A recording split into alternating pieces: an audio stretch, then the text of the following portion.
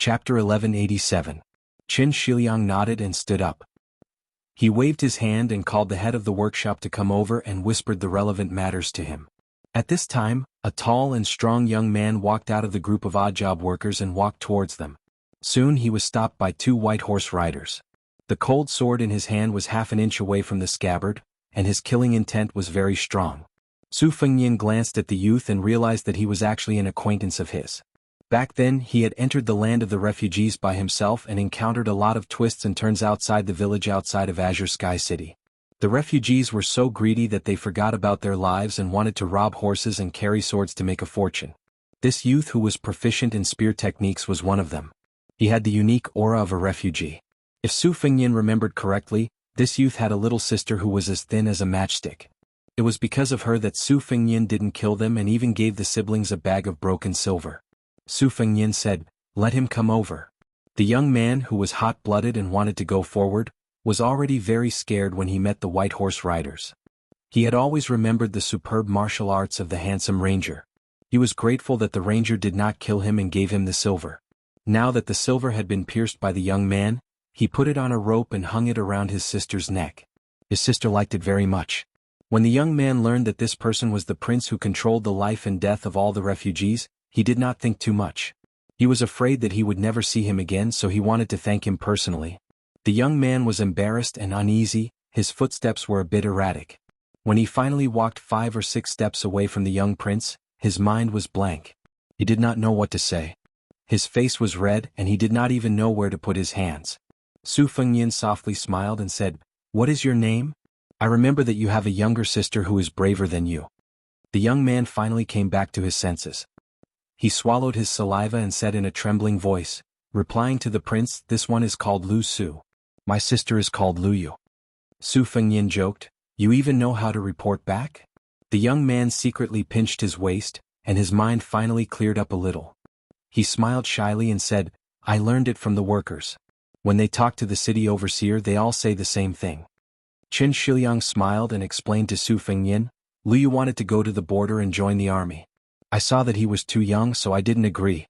However, this youth is quite strong so I allowed him to do some work for the yamen and earn some money to make ends meet.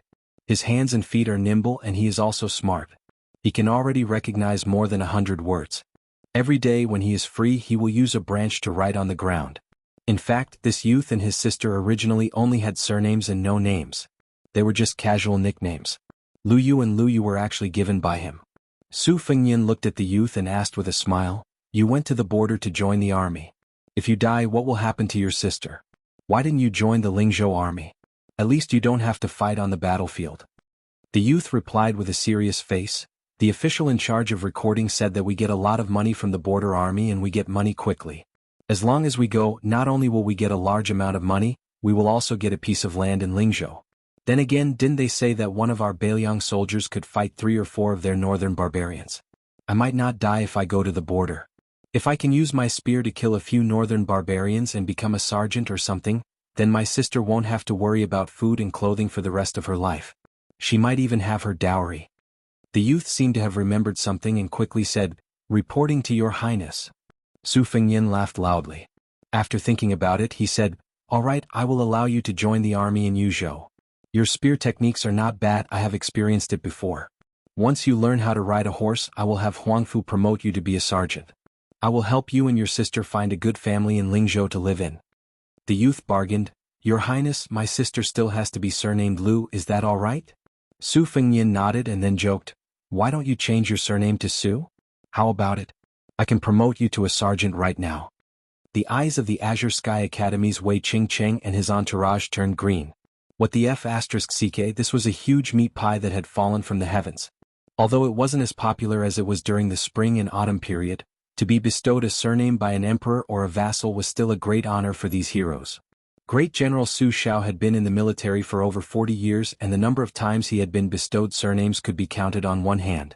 Spear Immortal junior brother Su Yambing was one of them.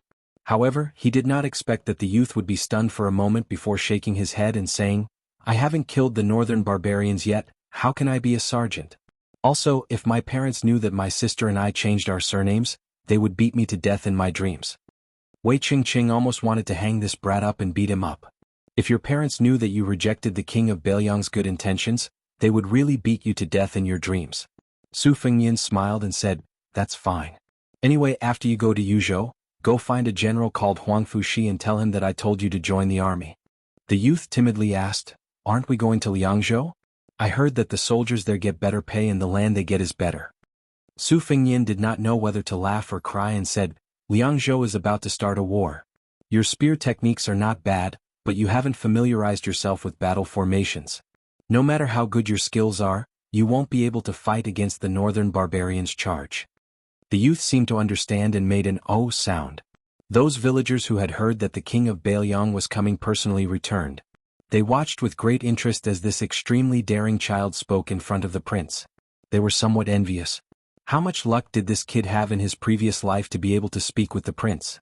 How high was the prince's official position? In any case, they all knew that the entire Beiliang was his property. Of course, this prince was not old at all. After that, Su Fengnian and Qin Shiliang went to the graves 10 li south of Qingcang City. The cenotaphs of the White Horse righteous Zong who had died in battle were located in the oasis. Su Fengnian's disciple Yu Dilong and several of his retainers all carried a large bag of green ant wine. Su Fengnian and Qin Shiliang went to the graves one by one to offer wine. Qin Shiliang's expression was solemn. Every time he saw a cenotaph, he would tell Su Fengnian when and where the White Horse righteous Zong had died in the cenotaph. After the ceremony, Su Fengnian felt that something was missing. Suddenly, a rider came to report that 2 strangers had broken into this place. They said that they wanted to use water instead of wine to offer a sacrifice to the heroic spirit. Su Fengnian led his horse forward and saw Song Dongming, who had arrived half a day later than him in Qingcang City. This man, one of the hidden figures of Liyang, saw Su Fengnian's entourage, especially Wei Qingxi's bright armor. How could Song Dongming not guess this young man's background? He bowed slightly, raised his head and said with a smile, the prince does not treat people with sincerity. Su Fengnian smiled and did not deny it. He said apologetically, I hope Sir Song will forgive me. Song Dongming glanced at the young scholar beside Su Fengnian and withdrew his gaze. He said straightforwardly, the prince does not seem to be a wise lord worthy of the people's loyalty. Without another word, Wei Qingxi pulled out his Beiliang sword and wanted to cut off the head of this bastard who spoke without thinking. Su Fengnian raised his hand and stopped the hot-tempered Qingcang commandant behind him. He asked with a smile, what do you mean by that? Song Dongming was not afraid at all. He calmly said, there are more than 1,000 poems in the frontier fortress of Liyang. Among them, half of the line, why should I die in battle? Is the best. In my opinion, this is just a line of nonsense that a scholar can talk without feeling any pain. Therefore, Song Dongming has a question for the king of Beiliang. Su Fengnian said calmly, please ask. Song Dongming looked around and sneered, dare I ask, in the attack and defense of Qingcang City, no less than 3,000 soldiers of Beiliang died. Why is it that only the white horse of the king of Beiliang has a cenotaph and occupies this oasis? Su Fengnian was silent. Qin Shiliang's eyes suddenly lit up. Song Dongming continued with a mocking tone, the butcher Su Xiao has 10,000 snow dragon cavalry. The second son Su Longxiang has 30,000 Longxiang army. The protector of Beiliang Chu Lushan has a personal army. Yuan Zuozong and Yen Wenwan also have personal armies. These soldiers are naturally brave and unrivaled. They are also willing to fight for Beiliang. But then what? Beiliang invades the south with only 70 to 80,000 people. You can even say that with only 300,000 Beiliang soldiers you can win? Or perhaps, king of Beiliang, you think that this is a situation of certain death. As long as you have the heart to die, you have a clear conscience of Beiliang? Su Fengnian was still not angry. He asked back, what does Mr. Song want to teach me? Song Dongming asked, since Beiliang is destined to face the million cavalry of Beimeng alone, let's not talk about victory or defeat. We must make sure that everyone dies a worthy death. Does the king of Beiliang agree? Su Fengnian nodded. Of course. Song Dongming said in a clear voice, then I ask the king of Beiliang to find a place within our borders to make it a hero's grave. Erect 300,000 tombstones. Song Dongming then stared at Su Fengnian. He squeezed out each word through gritted teeth. One person dies. One name is recorded. Su Fengnian said, good, the back of Mount Qingliang can be used as a grave.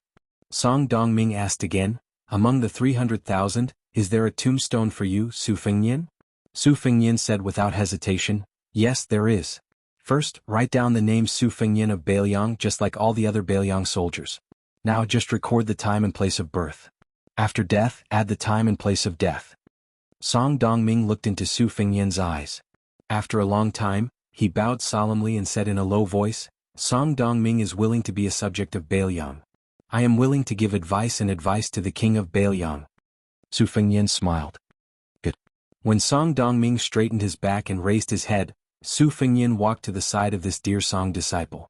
The two stood side by side. Su Fengyan lowered his voice and said softly, I know that deep down in your heart, you don't want to be an official, but so what? Song Dongming also said softly, the king of Beiliang is wrong. To be an official in Beiliang is to be an official in the mortal world, not an official in the heavens. Su Fengyan was non-committal. Is it enough to be the temporary deputy commissioner of Beiliang's Taoist secretariat, overseeing Mount Qingliang? Song Dongming nodded. It's enough. In the autumn of the first year of Xianghu, Song Dongming of the Deer Song clan became an official in Beiliang. Chapter 1188. They were not in a hurry to return to Qingsong City. Su Fengyan, Song Dongming and Qin Shiliang sat by a stream. Su Fengyan did not hide anything from the newly appointed deputy administrator. He told him a lot of Beiliang's plans. For example, Wang Lingbao led the troops to the Phoenix Regiment to kill the capricious Malioka in order to clear a path for Chao Wei's 10,000 light cavalry.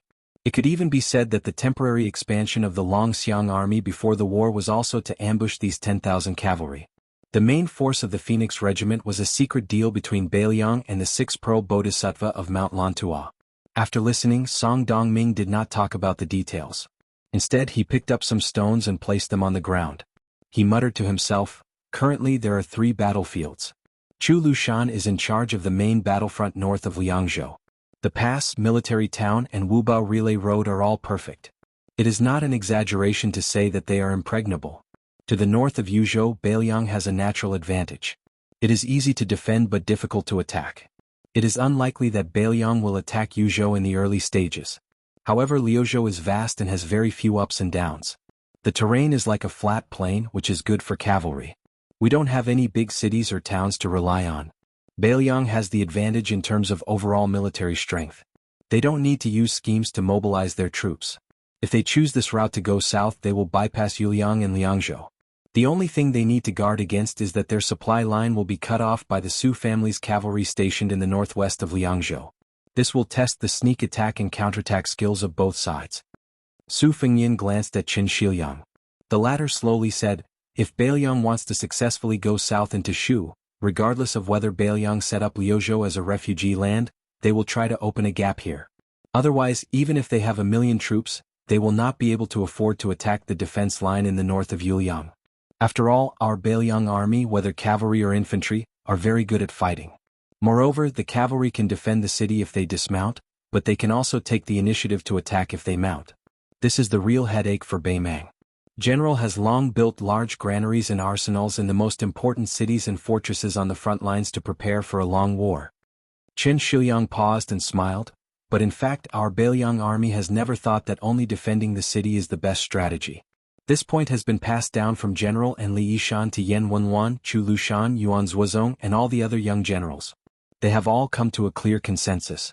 Therefore, Beiliang has been practicing martial arts for many years and has always strived for both offense and defense. Beimang chose to start the war now because of the general's death. In addition, Beiliang has to send a portion of its forces to the plains of Liuzhou in order to absorb the refugees.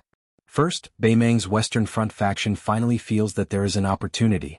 Second, they can't afford to drag it out. If the Liang Imperial Court evolves the power of the Central Plains into fighting forces at the front lines, the power of the two countries will only grow stronger and weaker.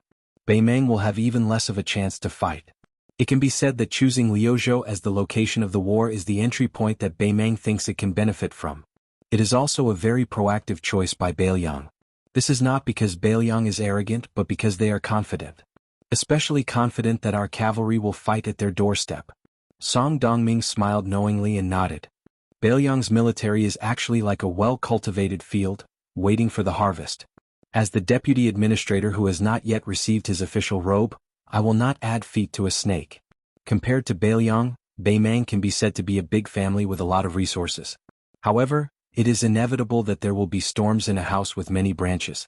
I heard that Empress Murong, in order to not have to worry about the future, wants to start a massacre of the Yelu family, the old masters of the grasslands.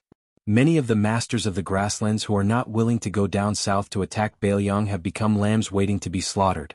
Why don't we add oil to the fire and randomly choose one of the Yelu descendants to spread the news that Bailiang is willing to recognize him as the ruler of Beimang and not the usurping Empress Murong?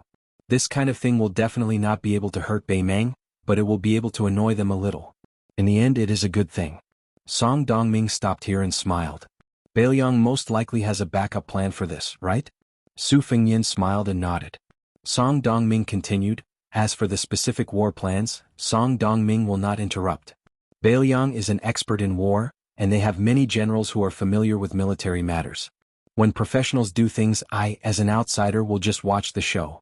However, although Beimang's million-strong army seems aggressive, the ones who can really fight with their lives on the line are Dongzhu's nearly 100,000 soldiers, Hong Jingyan's Ruran cavalry, Yang Yuanzhan, Lu Gui, and a few other veteran generals. However, most of them are not elite soldiers. When the time comes, under the premise that we do not affect the overall situation, we will be able to wipe out one of Beimang's mediocre but sufficient soldiers in one go. Beimang is not a monolithic entity to begin with. Otherwise, the masters of the grasslands and Biding would not have withdrawn at this time. They have always disagreed on whether to attack Bailiang on the western front or Gu Jiantang on the eastern front. If we cut them slowly, there might be a pleasant surprise. Of course, this is just a casual suggestion from Song Dongming. Su Fengyan, who had been silent this entire time, finally spoke. This has always been a small link in Chu Lushan's interconnected plans. Song Dongming happily laughed. Just a small link? Haha, I finally know why everyone is so afraid of that infamous Lu Qiuer. It's no wonder that the great king of the southern courtyard, Dongzhua, suffered a great loss at the hands of our protector general. Song Dongming narrowed his eyes and threw a stone into the stream, causing a ripple. On the imperial court side, there are some things that I can do. Regarding the grain, salt, and iron, I have a plan that can make the imperial court completely relent. Su Fengyan smiled. The imperial court has always wanted to make oxen pull carriages while not letting oxen eat grass. They're extremely stingy. Even now, the half of the grain that they've relented with great difficulty still hasn't been shipped to Bailiang's Lingzhou docks. If West Chu hadn't given them a warning at the start of the restoration of the country, this batch of grain probably wouldn't have left Xiangfan City for 100 years. Song Dongming said calmly, "It's very simple. We of Bailiang sent a letter to the capital and asked to send 10,000 soldiers to quell the problem. The kings of the border have the responsibility to guard the border and also quell the problem for the country. It's perfectly justifiable. The imperial court has suffered 2 major defeats in a row. Yang Xinxing's Jinan infantry have been caught like turtles in a jar. Yan Jinchuan has sacrificed his life for the country and all his soldiers have died in battle. Isn't this telling the imperial court that West Chu is difficult to deal with? We of Bailiang have always been good at gnawing at hard bones. The other kings of Bailiang can't do anything. If 10,000 isn't enough, how about 30,000? Qin Shiliang smiled slightly. It looks like the Ministry of War of Great Peace City is going to be a mess. Earlier, it was Su Fengyan who had asked Song Dongming if a secondary second-rank official's hat was enough. Now, Song Dongming's mocking "is it enough?" was really returning the favor. Su Fengyan smiled. The imperial court will hate you to death. I have to let experts protect you, the deputy administrator. Otherwise, Zhao Guo's death soldiers will definitely come to take your head. Song Dongming did not smile at all. His eyes were firm as he said softly, "If the Zhao family doesn't even have this much courage, how can they rule the world? Do they really think that Bailiang will exchange the death of 300,000 soldiers for their peace? It's true that all the land under the heavens belongs to the king. But since Bailiang is also the Liang territory, are the millions of Bailiang not citizens of the Zhao family? There's no such absurd logic in the world." Qin Shiliang sighed. He was convinced by this. For some reason, compared to Su Beiji who betrayed Beimang, Qin Shiliang felt closer to Song Dongming. Chapter 1189. At this moment, a person fell into the stream. On the shore, Udilong shook his wrist, his face full of disdain. Seeing his master turn his head, Udilong explained loudly, "Master, don't blame me. This kid asked me to hit him. He just said that he could knock me down with one finger even if he stood still. He also said that there were only a few masters in Bailiang. He said that he was a third-level master and that he hadn't met a single master since he came to Bailiang."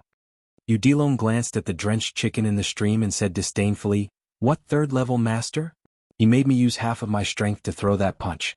If I had known that he was so weak, I would have been merciful. Wei Qing secretly gave the child a thumbs up. Yu Dilong responded with a silly smile. Song Dongming ignored the aggrieved and shocked page boy and asked with a smile, "Your Highness, I heard that you took in 3 disciples. Which one is it?" Su Fengyin said somewhat helplessly, "The youngest one is the eldest disciple. He's the most worrisome. That's why I brought him with me. Otherwise, in the future, Jianghu will have another big devil who does things without scruples." A rider from the Longxiang army galloped over. After dismounting, he said, "Reporting to your Highness, General Su and his 90 men have arrived at the Killing Dragon Hill 10 miles away." Su Fengyin stood up and said with a smile, "Qin Shiliang, you accompany Mr. Song back to Qingcang City first. I'll go see my brother." Qin Shiliang asked, "What about these White Horse righteous followers?" Su Fengyin said with a smile, "Do you think it's the 2 of you who need protection, or me?" Qin Shiliang smiled slightly and said no more. One of the White Horse righteous followers hesitated for a moment, then gathered his courage and said, "Your Highness."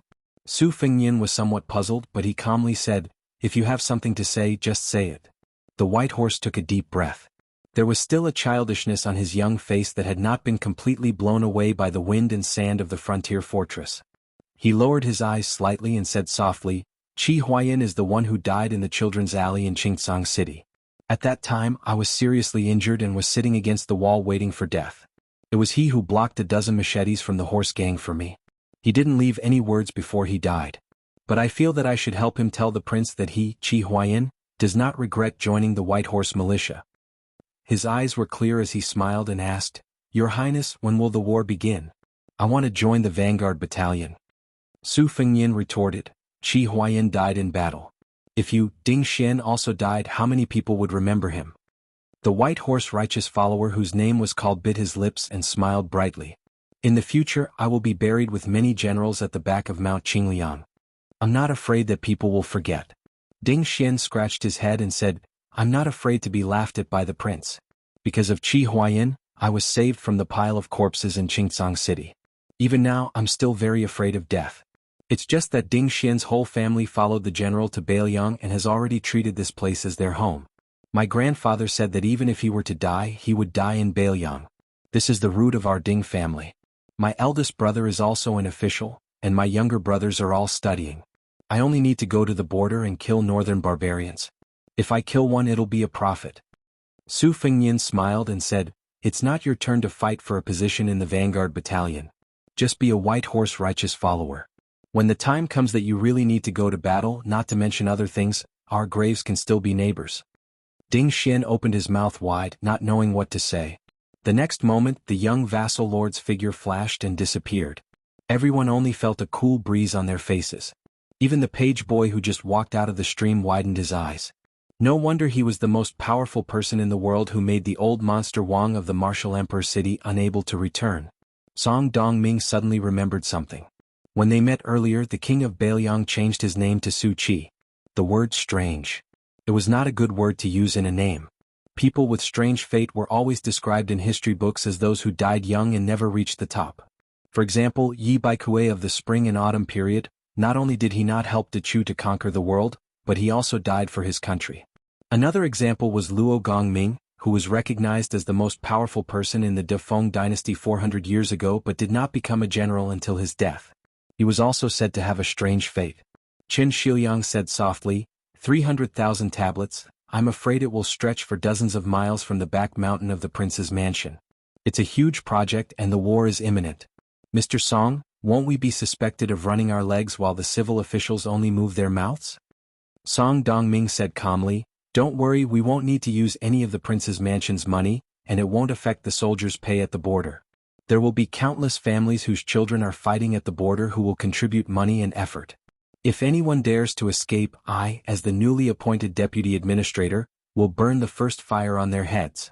I want them to know that this war is not just the Su family's matter, but the entire Beiliang's matter. Qin Shiliang moved his lips. Song Dongming looked at the young scholar who was reserved and smiled softly. Shiliang, do you think I'm being unreasonable? Qin Shiliang shook his head. Song Dongming sighed. If we don't do this, we won't be able to defend Beiliang. In the end, the people will be the ones suffering. How can the suffering of one tablet be compared to the destruction of the family in the future? Huang Longshu is full of nonsense, but there is one sentence that is thought-provoking. Qin Shiliang asked, is it about establishing a heart for heaven and earth, establishing a life for the people, inheriting the lost knowledge for the past saints, and establishing peace for all ages? Song Dongming smiled and shook his head. Qin Shiliang continued to ask, an ordinary man's will cannot be taken away? Song Dongming still shook his head and said softly, since ancient times kings have been the most foolish, but the people have the most clear conscience. Qin Shiliang was in high spirits and nodded, I've learned something. The killing WRM mound was a small, slightly towering hill. According to history, Luo Gongming, the general of the Great Feng dynasty, once shot a dragon here. At the bottom of the hill, more than 90 cavalrymen got off their horses to rest. Everyone was wearing armor that couldn't hide the bright red marks. They were originally the pitch-black armor of the Longxiang army, soaked in the blood of the horse gang who didn't have time to wipe it off. Su Longxiang, who was now respectfully called Little Prince by the Beiliang people, stood alone at the top of the hill, looking to the north.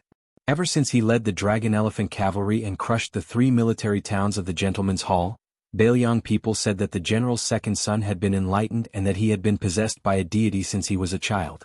That was why he was born with the strength of a dragon and elephant. Even when Su Fengyin, who was still His Royal Highness, was the general of Lingzhou, a clamor arose. Everyone said that only when Su Longxiang was the king of Beiliang could Beiliang be stable. This time Su Longxiang led the troops into Liuzhou. First he killed the 10,000 horse gang hiding Beimang elites. Then he called the 90 or so officers under his command to his side. He didn't say anything, just led them 1 man, 2 horses, 1 saber and 1 crossbow to kill people everywhere. They fought more than 20 battles, big and small, and killed more than 1,400 enemies. They didn't lose a single person on their side. These commandants with real power were so impressed that they prostrated themselves on the ground and worshipped this much younger commander-in-chief like a god. Unfortunately, during this hunting trip, they didn't see the little prince's black tiger, nor did they see the little prince's bright red talisman armor. Moreover, Su Longxiang was taciturn with everyone. Until now, no one had the opportunity to say anything extra. Su Longxiang stood on the killing flood dragon hill, his back to his subordinates. No one below the hill knew what this young commander was thinking. Suddenly, almost everyone raised their heads at the same time, seeing a figure rush up the hill without any warning. Everyone subconsciously wanted to draw their sabers, but when they saw the person's face they felt relieved. It was the king of Beiliang. That was their commander's older brother. Su Fengyin arrived at Su Longxiang's side, one hand gently pressing down on the youth's head. The 2 brothers looked toward the north together. Chapter 1190. The streets of Graydon City were empty. The emperor of the Zhao family and Empress Zhao waited outside the city. They brought all the yellow doors of the Hanlin Academy just to wait for one person. The chief officials of the 6 ministries had all taken the initiative to slack off, and gathered outside the city. Even the Minister of War Liu Baijie had pulled himself out of his busy schedule, not to mention the Minister of Appointments Yuan Guo, who was an idle person. The head of the 6 ministries, Zhao Yuling of the Ministry of Appointments, and Wang Xiongui of the Ministry of Revenue, who had come from the same school but had parted ways with him, each had a large group of subordinate officials behind them. There were also Yan Jieshi, a relative of the imperial family, many of the grand secretaries of the palace, and many of the elders and nobles who did not need to participate in court meetings when they were old, and their descendants. It could be said that only the Prime Minister Yin Maochun, who was responsible for the local officials outside the capital, was missing. However, only those who were attentive would discover that this unprecedentedly grand open-air banquet was lacking in 2 important figures. The Grand Secretary Zhang Julu and the Tantanan Huanwen, who held the power of the province. However, there were too many high-ranking officials, nobles and peddlers gathered outside Graydon City. The absence of these 2 important officials did not affect the extraordinary clamor of the capital today. When the Song family's first teacher and first teacher were the rulers of the literary world, who was it that made the father and son be refused the door when they visited on a snowy night? Who was it that the proud teacher of Su Weisheng had quarreled with and lost the position of Great Chancellor of the Shangyin Academy? Who was it that had the right to make the Confucian family led by Yao Baifeng use the power of their entire family to fight against him? Who was it that made the emperor of Dechu think, if the public does not come out of the mountains, what will they do for the common people?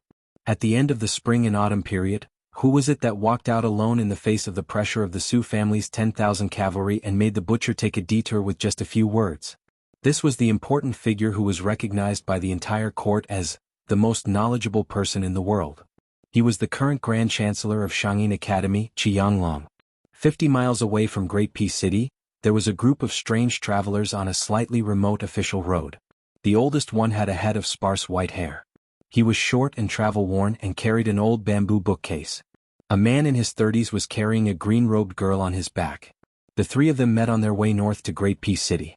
That old man who was still learning from the young people was embarrassed and refused to leave, so he stayed with them to eat and drink. The little girl in green did not like this disrespectful old man. He was crazy and always liked to say things that she did not understand. If this was not showing off his knowledge, then what was it? Especially when the old man talked about Bailiang, he was particularly long-winded. Green-robed girl hated the vassal king who made her unable to see her second grandfather. She was even more unwilling to pay attention to the old man whom she had given the nickname Short Winter Melon. Moreover, the old man liked to be unable to move his eyes away from beautiful women. The little girl complained to her Xiaoyu several times, but he always smiled and did not agree. At this time on the official road, there was a group of children of aristocratic families galloping by. The old man's gaze finally moved away from the body of a rich girl riding a horse, and he began to mutter again, "AI, the girls today are becoming more and more beautiful. Compared to the previous 50 or 60 years, they are much more beautiful." After leaving Martial Emperor City, Grumyu, who was traveling north, laughed softly and asked, "Old sir, is there such a thing?" The old man carefully stroked his withering snow-white hair. He felt sorry for his old brothers who had fallen off their heads along the way. He narrowed his eyes and sighed. "Yes, the world is good, so women can be good. The older I am, the more I envy you young people. Young man, when you are older you will feel the same." The eldest disciple of Wang Xianji, who had been called young man, laughed it off. Grumyu was not someone who liked to exchange pleasantries with others, so he did not speak. When the old man opened his mouth to speak, he was like a flood that could not be stopped at all. He said to himself, "The world flows like water, but after the spring and autumn war, there was a great turning point and the flow changed. In the future it will only get better and better. What is the reason? I can't explain it for 3 days and 3 nights. But I just know it." Lying lazily on Grumyu's back, Green Robe twisted her mouth and said, "Even if you like to say it, do you think I like to hear it?" The old man smiled and said, "Little girl, do you know what it means to like someone?" Green Robe Air turned her head, and decided not to look at this worrisome old man. The old man answered his own question. "That is, before you see the other person you do not know what they are. After you miss them you do not know what they are." Grumyu, whose cultivation was deep and bottomless, seemed to be touched and frowned. The old man jumped up and down, probably hoping to see the walls of Great Peace City. Carrying the heavy box on his back, he made this comical movement. Green Robe Air, who was secretly peeking at him, laughed. The old man made a face at the little girl, causing Green Robe Air to roll her eyes. She put her little head on Grumyu's warm shoulder and asked, "Grandpa Short Melon, then do you have someone you like?" The old man shook his head and said with a smile, "No. When I was young there were many women who liked me." Green Robe Air used her finger to scratch her face, mocking this old man for being shameless. Grumyu walked to the intersection of the official road and said with a smile, "Old sir, we still have to continue north. I hope we can meet again one day." The old man waved his hand and said with a carefree smile, "After today, it will be difficult to meet again. I am an old man who has been buried up to my neck. Little girl Green Robe Air, I don't know your name, you have to grow up to be slender and elegant." Green Robe Air made a sound of acknowledgement. Grumyu carried the little girl and continued to walk towards Tu Liao while the old man walked towards Great Peace City. He had lived for too many years and had too many words. The old man could not find anyone to talk to and could only talk to himself for many years. "Old Hong, you took in a basket of disciples and students, but only Zhang Julu and Huanwen came out of it. It seems you didn't catch many big fish even when you cast your net. Look at me, Sun Ping, Xiafeiyu, Yuan Binshi, just these 3 nameless students. Old Hong, don't blame me for bullying the weak on this trip to Jing. But if you have the ability to climb out of your coffin and scold me, then you have the ability." As he walked, the old man could finally raise his head and see the grand outline of Great Peace City. The old man shook his box and started to hum a song. "I came from the mountains carrying an old box. I am going to the busy city where is my home." Chapter 1191. Tantanon carried a jug of fine wine as he walked down the deserted street. On both sides of the street were the most prestigious mansions in the capital. However, at this time, they were all outside the city to welcome the old man who was even older than himself. Every door was tightly shut, which saved him a lot of time for this visit. He stopped outside a mansion and raised his head to look at the golden inscribed board written by the emperor. The plainly dressed prime minister gatekeeper saw this unexpected guest and was somewhat stunned. However, before this year, Tantanon came and went simply, so he didn't make a big fuss. If the time came, he would be caught by the left servant Shi. He could only respectfully go forward and greet him. Huanwen smiled and nodded. He casually said a few words. "Old Ma, is your youngest daughter married or not? If she isn't, do you want me to help you kidnap a young man?" This made the old gatekeeper, surnamed Ma, very happy. Huanwen was even more familiar with this mansion than his own. He didn't need anyone to lead the way. He walked straight to the Grand Secretary's study and didn't knock on the door. He stepped over the threshold. Jianghu, who was habitually standing and reading a book, glanced at him out of the corner of his eye and didn't say anything. Huanwen placed the jug of fine wine he had stolen from the Ministry of Rites on the table. He sat on the only chair in the room and said, "It really is the noise of cicadas that surpasses the silence of the forest." The two old men were best friends. In Tantanon's words, "When you raise your butt, I know what shit you're about to shit." Jianghu quickly understood and said calmly, "This is not the noise of cicadas." Qianglong entered the capital on the great path of the sun. It is more like a dragon entering the sea. Huanwen gave a cold snort and casually picked up a few documents on the table. His heart immediately sank.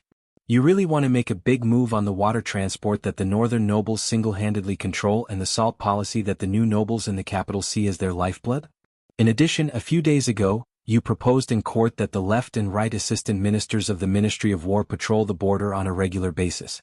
Well, the two main camps of scholars in the court, the local generals headed by Gu Jiantang, and your removal of the feudal vassals. These four huge monsters, not one is left out. Do you think you have too few enemies? Jianghu didn't raise his head. You count as one less. I still have to deal with the abuses of the officials. After the world's poor soldiers advance, it can't be done once and for all. Rules still have to be followed. Huanwen muttered, "Crazy, crazy." Jianghu put away the book in his hand and meticulously placed it back in its original position on the bookcase. The tall Grand Secretary of the current dynasty stood in the shadows and slowly said, "Our Liang is not the Dechu that once controlled the left side of the Yangtze River. Regardless of when the remnants of West Chu will be extinguished, the imperial court will continuously transport grain and supplies from the rich and populous lands in the southeast to the capital. This is a national plan that requires 100 years of operation. Furthermore, the war at the border is imminent and has become an urgent matter. Back then, when I proposed the matter of transporting grain by sea, reality proved that it was not feasible. The risk was too great. Even now, we still don't know whether the disappearance of the fleet in the last year of Yonghui was due to a disaster at sea or if they were kidnapped. This canal has the malicious saying of scraping off all the richness of the southeast, but it also shows its importance to the imperial court. Back then, the plan I set was indeed to use the southeast taxes to support the northern Liao soldiers and at the same time to force West Chu to rebel. Even so, along the canal every year, the common people stirred up riots over the river water. Therefore, I deliberately did not suppress it. However, in the past few years, the northern nobles who came from the land where the dragon rose to power held the lifeline of the country in their hands and profited without realizing it. They became more and more rampant in their actions. In the 6th year of Yonghui, there were still 9 million dan of grain entering the capital. Where did it go? Even if the grassland bandits were allowed to swagger away with the grain, how much could they take away? In order to appease the so-called founding heroes, the imperial court did not hesitate to set up a second-rank official post for the transport of grain. The 8 chief officials under them, including the Grain Transport Company and the Distribution Company, were all 5th rank and above officials. If they could peacefully distribute the money, then it would be fine.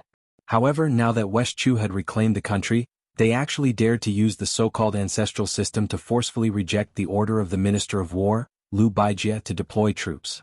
If I don't touch the administration of the transport of grain, who will? When the time comes, will the northern soldiers have to go to war with the Beimang on an empty stomach?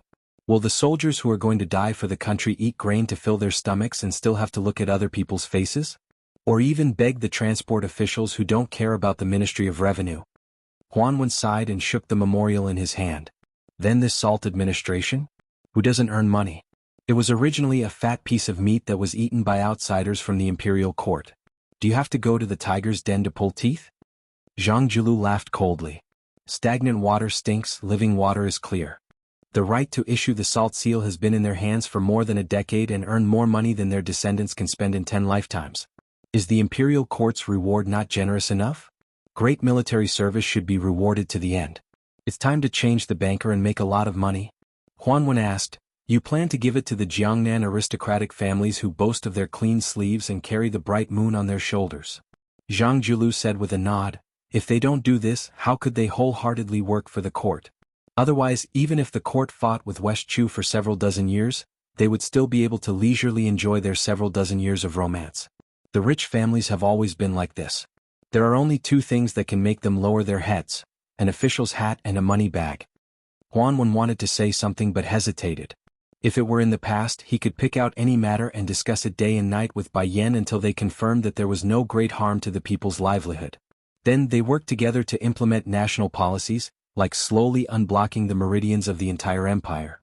Zhang Julu walked out of the shadows. In the twilight, the dim yellow afterglow shone on one side of the tall old man's face. Huanwen sighed.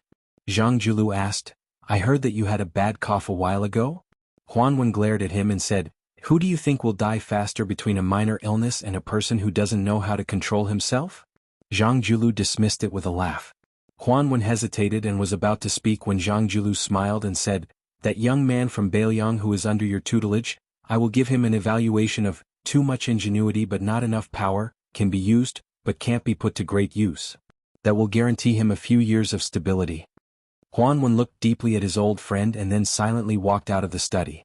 Zhang Julu opened his mouth but did not speak in the end. He only looked at Huanwen's old figure and gently waved his hand. After Tan Tanweng left the Zhang mansion, where even now there were people who dared to throw letters at the door insulting the Grand Secretary Darren, he went straight to the Zhao family's Weng, to the Hanlin Academy where no one was on duty, other than the odd-job workers and petty officials. There was no one else. The old man smiled bitterly. Great Peace City thought that as long as that old dragon came out to save the people, what deer was there to be needed? Huanwen walked to a secluded room and had someone bring a key to open it. While there had not been any big or small yellow doors working here for many years, there were often people cleaning and it could be considered elegant and clean. In the past he and Bai Yan had been in this room. He, Huanwen, had been high-spirited and looked down on everyone. After drinking he dared to scold anyone. Was there anything in the world that he, Huanwen, could not teach? Bai Yan never drank and only listened. Every time Huanwen got drunk, she would have to carry him home. Huanwen rummaged through a book box in the corner, found a pair of chopsticks and placed them on the table. After Huanwen sat down, he used a chopstick to lightly tap against the porcelain cup. Ding ding ding. The old man choked and said, the spring mountain is not old, it is still green. When one is old, there is no one to accompany them, only listening to ding ding ding. Ding ding ding. Chapter 1192. Not only were the two brothers of Beiliang, Su Fengnian and Su Longxiang present, there was also a deputy administrator that had never been set up before in the Liang dynasty. In the twilight before the city was closed, there was a mighty group of horses entering Qingtsang. The guards were actually from the Wei River camp. In Beiliang, only the relatives of the emperor, who were related to the Su family by marriage, would have this kind of special treatment. If it wasn't the Lu family in Qingzhou, then it would be the Lin family that produced the god of wealth. As expected, Lu Zhen, who was in charge of welcoming the guests, saw the tall figure of Wang Linquan. He was travel-worn. Originally, Lu Zhen was a bit nervous. After all, Wang Linquan was a pawn who carried the flag for the great general. He was a trusted aide among trusted aides. Now that he had become the new King Liang's father-in-law, he was an influential person of two dynasties. As a scholar, he didn't dare to put on airs in front of such a popular person. However, Wang Linquan was very easy to talk to. Although he didn't deliberately speak warmly, his eyes were sincere. This made Lu Zhen feel a bit better. Lu Zhen had heard before that the two people from Beiliang who were also from Qingzhou, the Lu family led by the great scholar Lu Dongjiang, was very hard to please. Wang Linquan, who was the richest man in Qingzhou, was very considerate. There had never been any rumors that the Lin family bullied others. Now that he saw it with his own eyes, Lu Zhen believed most of it. Lu Zhen led Wang Linquan to a quiet courtyard in the north of the old Dragon King's residence. There were no strict guards along the way.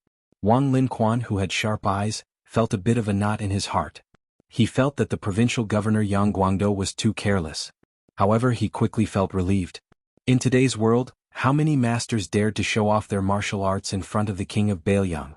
However, after Wang Linquan and Lu Zhen crossed the courtyard door, they saw the scene in front of them. They looked at each other in dismay. They saw the young king sitting on the stairs with his sleeves rolled up and washing his brother Su Longxiang's hair. The young commander of the Dragon Elephant Cavalry was squatting 2 steps down. He raised his butt and lowered his head towards the water basin. Lu Jin didn't dare to stay any longer and hurriedly took her leave. Su Fengyin held Su Longxiang's hair with one hand and used the other hand to apply local soap on his brother's hair. When he saw his father-in-law, he could only raise his elbow and gesture for Wang Linquan to sit beside him. Su Longxiang turned his head and grinned. This could be considered a greeting. Wang Linquan couldn't help but feel flattered. In Beiliang, the young prince didn't warm up to anyone. Even when he was with his second sister Su Weisheng, he rarely smiled. As Su Fengyin washed Su Longxiang's hair, he said casually, "I can only rest assured when I leave all the big and small businesses in Liuzhou to Uncle Wang. There will definitely be a lot of gossip.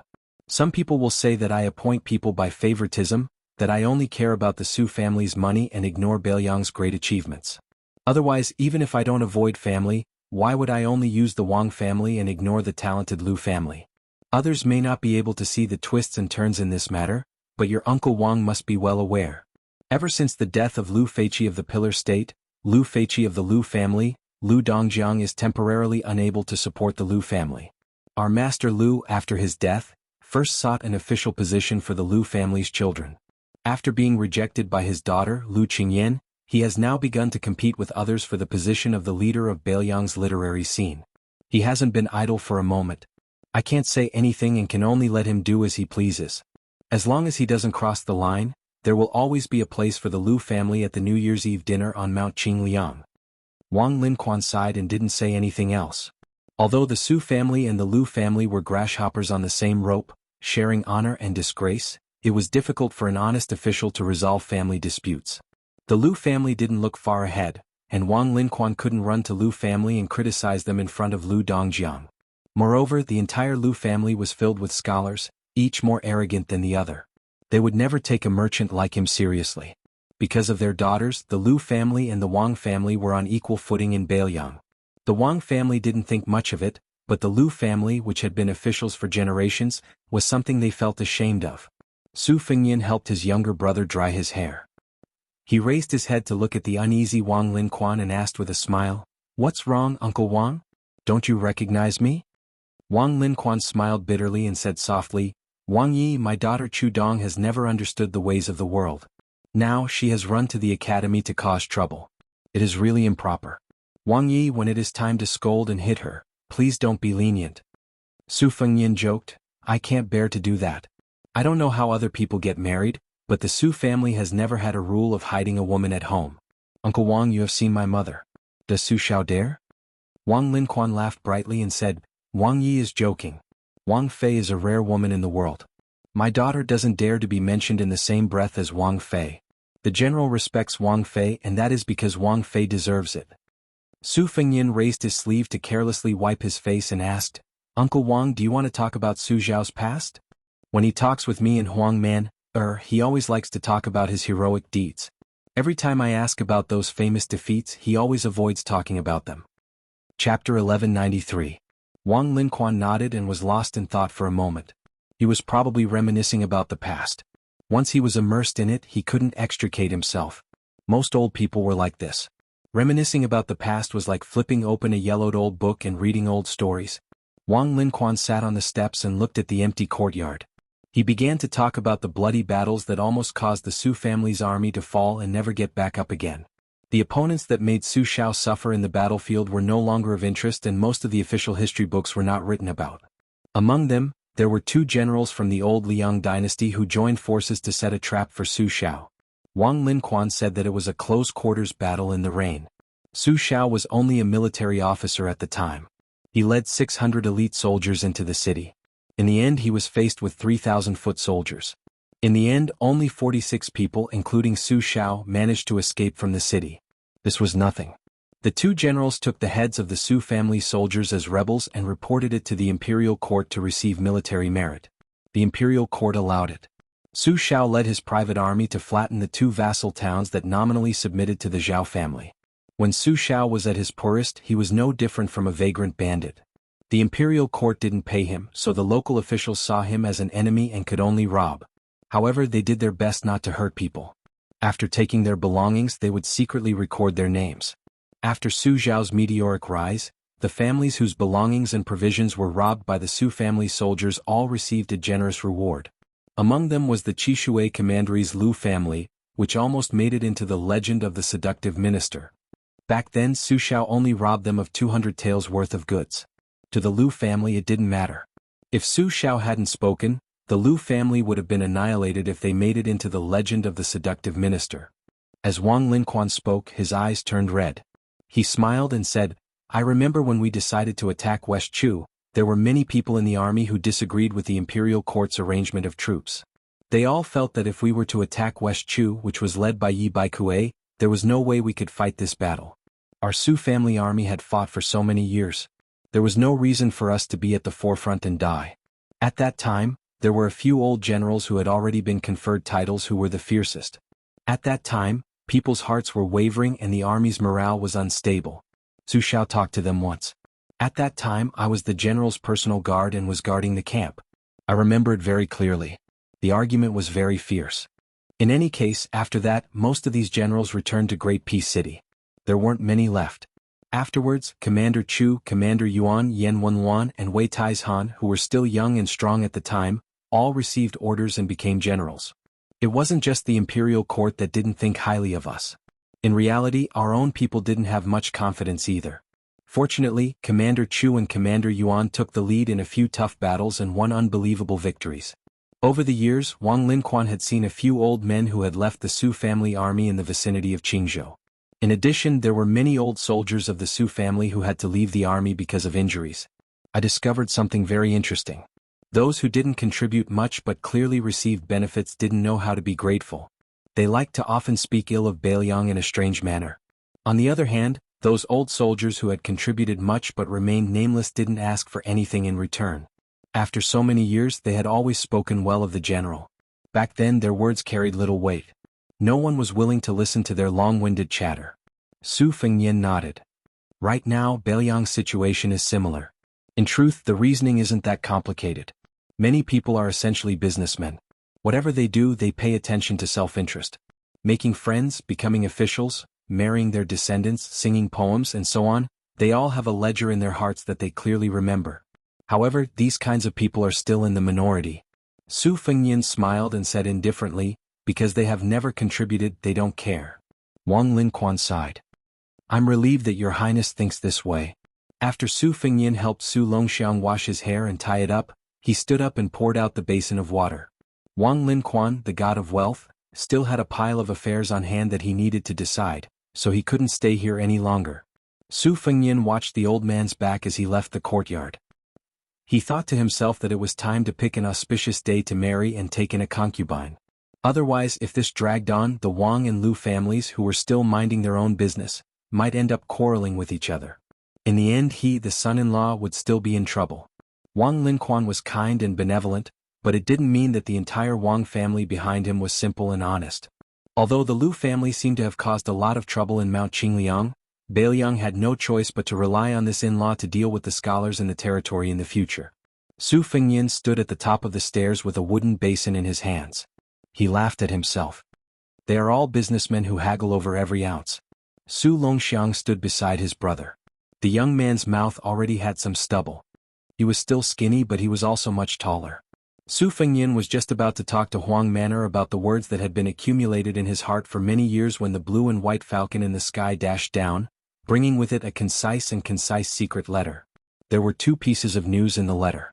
Close to 100 Qi refinement warriors from the Guanyin sect of the South Sea had entered Lingzhou.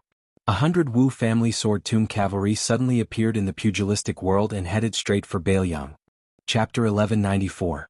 In the northwest frontier fortress, yellow sand stretched for thousands of miles and withered grass was everywhere. As far as the eye could see, it was a vast yellow. The group of men and women in white who were as graceful as white butterflies were particularly eye-catching. They entered Liangzhou along the border of Lingzhou and continued to draw an arc. They leisurely came to Bailiang's fourth province, Liuzhou. Not long after they crossed the border, there was a group of cavalry waiting for them. Nominally, they were escorting this group of immortals from the isolated island in the South Sea to Qingcang City, but in fact they were monitoring. Lord Tantai Pingjing did not care about this, but some of the Qi cultivators in the sect were resentful. They felt that their good intentions were treated as ill intent, and that the young vassal king was too unappreciative. However, the reason why the Lord did not need to pacify them was because the 600 cavalrymen in light armor were too valiant. Their leader was the famous deputy general of the Longxiang army, Li Mofan. He was a devil in the Beiliang army who killed people like flies. His horse fighting ability was recognized as second only to the commander of the cavalry, Yuan Zuozong. In the wind and sand, Li Mofan rode in the front.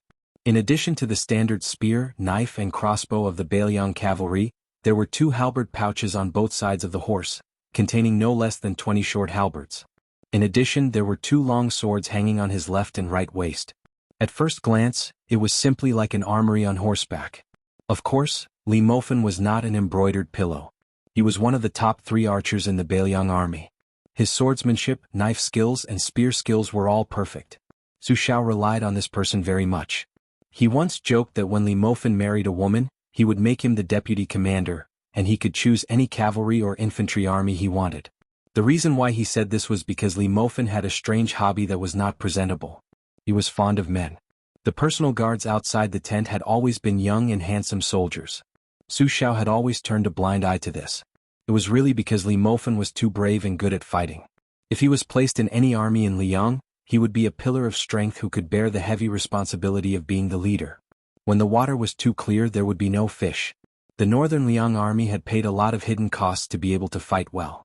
For example, they ostracized strategists from the aristocratic families. Chu Lushan, Li Mofan, and the like had pushed many people out of the northern Liang army. The Dragon Elephant cavalry led by Li Mofan did not communicate with the Qi cultivators of the Guanyin sect. Both sides moved forward in silence, like a black and white snake slithering across a yellow satin surface. When they were approaching Qingcang City, the leader Li Mofan saw a person in the distance. He suddenly stopped his horse and twitched the corner of his mouth, revealing a gloating expression. He lightly glanced at the immortal masters in white not far away. This fierce general of the Beiliang raised his hand gently. The entire cavalry team almost stopped moving at the same time, without the slightest bit of noise. Li Mofan turned his horse around and faced the people of the Guanyin sect. He gently stroked the halberd tail in the sheepskin pouch with one hand, making up his mind to watch the fire burn across the river. In front of the Qi cultivators, a carriage without a coachman appeared. A young man in black stood quietly in front of the carriage, a huge black tiger lying at his feet. This beast lazily dozed off. Even though it was lying on its stomach, its tall back almost reached the skinny young man's armpit. Li Mofan subconsciously stretched out his hand and rubbed his neck. His memory was still fresh in his mind. When the chief commander first became the commander of the Longxiang army, he and the deputy general Wang Lingbao were not convinced. In the end, both of them went up to the martial arts arena together. Wang Lingbao fought head-on and was kicked 7 to 8 feet away, falling out of the martial arts arena. Li Mofan, on the other hand, managed to withstand a few more blows, but his fate was even worse. He was grabbed by Su Longxiang like a chicken and swung around before being thrown out of the martial arts arena. Su Longxiang did not even bother to pat off the dust on his body. The young man obviously did not have enough fun. He hooked his finger at a large group of captains who were watching the battle, hinting for them to replace Li Mofan and Wang Lingbao. In the end, including the 2 deputy generals, there were 12 captains and more than 40 senior captains. Without exception, they were all beaten up by the new commander. During this period, Su Longxiang suffered no less than 100 punches and kicks. Except for the occasional swaying of his body and moving a step or two, he never fell to the ground. In this way, Su Longxiang was able to secure his position as the commander of the Longxiang army. It was only then that he was able to lead the 10,000 cavalrymen behind him in a reckless charge. Furthermore, Su Longxiang had the leisure and elegance to lead a large group of military officers to act as ordinary crossbowmen and chase down a large group of horse bandits. However, although Li Mofan admired Commander Su's astonishing martial prowess on the battlefield, he was still somewhat worried. After all, the combat on the martial arts field was not a life-and-death battle between 2 armies. Often, the more eye-catching a general was, the easier it was for him to be heavily surrounded. Li Mofan himself had experienced more than 60 battles, big and small. The most soul-stirring battle he had ever experienced was not when he happened to chance upon those famous enemy generals in the midst of 10,000 soldiers. Instead, it was when an inconspicuous old soldier had snuck up on him like a cat and thrust out a sinister saber. Not only did the tip of the saber nearly pierce through Li Mofen's armor, it also nearly twisted Li Mofen's abdomen. The funny thing was that Li Mofen still did not know the appearance of that old saber wielder who looked like an ordinary soldier. Who was he? Also, Li Mofen had seen many insufferably arrogant military aces. In the end, they either died tragically under a rain of arrows or under the hooves of horses. Not to mention the distant ones in the Bailiang army right in front of him. There were fish-duck-treading crossbows that were specifically used to target enemy generals. In the spring and autumn war, who knew how many Jianghu ruffians with great martial prowess had their hearts pierced by these crossbows? The reason Jianghu people were not willing to go to the battlefield and make a name for themselves was largely because of their extraordinary martial prowess. It was very easy for them to be swallowed up by an army that was like a sea of ants. Also, the military had always been a place that paid the most attention to rules. The Jianghu experts were mostly idle and did not want to be restrained. The path of martial arts was already difficult. Since they had already made a name for themselves, why would they go to the military and draw a prison? Li Mofen sighed. Looking at the motionless second son of the great general, he was slightly distracted. He still remembered when he had followed the great general to Bailiang. Along the way, during a celebratory feast, the great general had drunk and raised his cup to point in the direction of Great Peace City. He grinned and said, "The legs of the civil officials kneel there every day. Us old men who lead soldiers to war, only one of us goes to the border. Of the 9 kingdoms of spring and autumn, other than the southern Tang that we threw to Gujiantang as leftovers, we have gone through all of them. Now there are only the 3 provinces of Bailiang left. One day, even if I, Su Xiao, am unable to personally bring all of you to the northern Mang royal court, my son will bring all of you there for a walk." Li Mofen exhaled, his gaze becoming determined. After waiting for almost 20 years, he was already in his 40s. Motherf Ker, his 5-year-old grandson, already knew how to tease the neighbor's daughter. There was finally a big battle to fight. Chapter 1195. Su Longxiang lightly twisted his neck. Not only the experts of the Guanyin sect who were skilled in qi divination, even the sect master of the same generation as Sui Xiegu Tantai Pingjing, looked as if she was facing a great enemy. After stopping her steps, this tall woman frowned. The girl who sold charcoal rolled her eyes. What did this thin and rash brat want to do? Could it be that he wanted to single-handedly overturn the entire Guanyin sect? Could he not distinguish between friend and foe? After she had failed to catch the flood dragon in the Shu lands, her mood had been extremely bad. In order to kill the yellow flood dragon, Mei Ying's martial niece had retracted her qi into a bottle, which could be considered a great bargain. Sunya, who carried the coiling dragon pellet, also did not suffer any losses. Only she was the most pitiful. She had lost 2 pieces of the dragon talisman jade pendant that she had obtained with great difficulty from the tomb of the great Feng Emperor. One jade pendant, after being crushed, could transform into a living spirit puppet. It was truly a priceless treasure. As soon as the girl saw the dark and thin youth who knew his identity, she became irritated. With a thought, she flew out. She did not believe that this murderous brat would really dare to kill someone. Su Longxiang had not completely enlightened himself, but in the end he was enlightened. He knew that on the lake outside the Yuyan mountain villa, his brother had clashed with these people. Later on, there was a young woman who was a sword embryo, who repeatedly had ill intentions. Su Longxiang came alone to block the way. This was to tell the Guanyin sect that he was not the commander of the 30,000 Longxiang army. He was only the younger brother of Su Fengnian Huang Manor. As for whether the Guanyin sect understood and whether they were willing to accept this welcoming gift, Su Longxiang did not care. Su Longxiang was originally hesitating whether to directly beat them up or not. In the end, he saw the barefoot woman, whose body was covered in sword intent and not sword qi, rush over. Su Longxiang lowered his head and looked at his feet. The corner of his mouth curled up. He had encountered someone who also did not like to wear shoes. But that's not the reason why I won't beat you up. The girl selling coal suddenly sensed a majestic, murderous aura. She closed her eyes and didn't head straight for Butcher's second son, whose achievements even Nanjiang had heard of. Instead, she tapped lightly on the ground as she flew. Her body made a half-arc in the air and then fell rapidly. Just as her toes were about to touch the ground, she sensed Su Longxiang's attack in advance. Her delicate body bent slightly and she sped up to cover a distance of 30 to 40 feet. From beginning to end, she was flying and stopping in the air, as if lotuses were blooming under her feet. Li Mofen, who was leisurely watching from the sidelines, clicked his tongue and laughed. She was not simple, and she was even a little girl who had comprehended the mysterious finger technique. With such a beautiful and practical lightness skill, she could do whatever she wanted in Jianghu. Su Longxiang's left foot slid horizontally across the yellow sand for an inch. At the same time, the charcoal girl immediately changed her flying trajectory. Her figure rose several feet and she retreated a bit upside down. Then her body rotated. Her snow-white long sleeves were faintly discernible, and her spiritual chi was moving. It was even more obvious that she was untraceable before the thunderous attack. Su Longxiang moved. Very straightforwardly, he crashed into the girl with the fancy movements in a straight line. The moment Su Longxiang's knee bent, the girl selling coal was still hesitating whether to ride her sword to defend or use her lightness skill to avoid the sharp edge. Then, in the next moment, she no longer had the chance to attack. Su Longxiang raised his knee in the air and sent the charcoal girl, who the layman thought was trying to knock into him, flying. The speed was so fast that only Tantai Pingjing was able to see the clues. The moment Su Longxiang raised his foot, the girl selling coal had completely lost the initiative. However, when the two collided, the girl still made a defensive gesture of pushing down with both hands. But at that moment, Su Longxiang's 5 fingers grabbed the girl's forehead like hooks and pulled her toward his knee, still sending her flying. Tantai Pingjing squinted her eyes, slowly inhaling and exhaling, ready to attack. The girl selling coal's body rolled in the air, dissipating most of the force.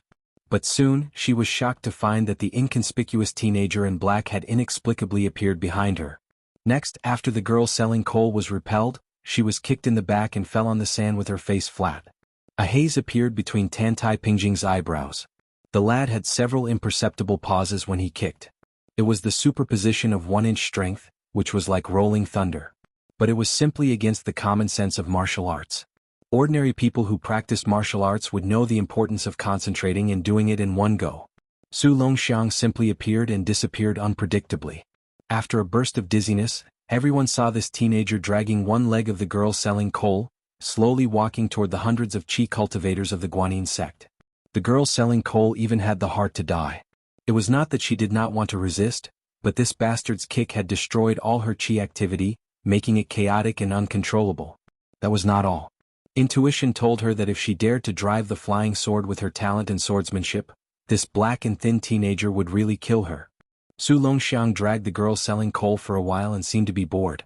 He threw the girl in his hand back to the Guanyin sect like throwing garbage, and then hooked his finger at Tantai Pingjing. His meaning was clear. If the young one was not good enough, the old one could try. Tantai Pingjing was not angry at all, but asked indifferently, "Have you been deliberately suppressing yourself at the boundary between the Vajra realm and the Finger Profound realm? Are you trying to directly skip the celestial realm and become an earth immortal? Before you, no one has been able to do it." Su Longxiang did not speak. He had always listened to his elder brother. When he was young, his elder brother would always tell him stories of the pugilistic world, such as how in the world of martial arts, only speed was invincible and how one strength could defeat 10. He did not understand at that time, but he remembered it firmly in his heart. After he was enlightened, he naturally understood it.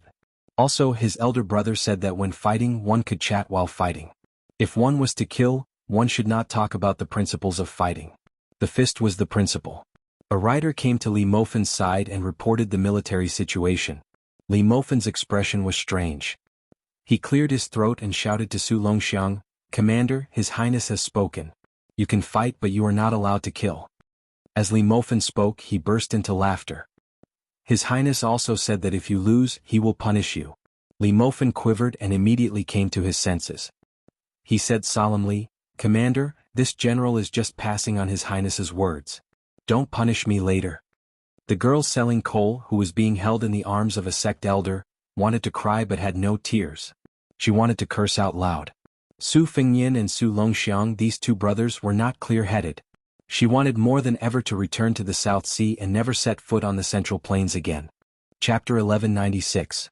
Tantai Pingjing stared at the young man who could be said to be God's favored son with a little pity in her eyes.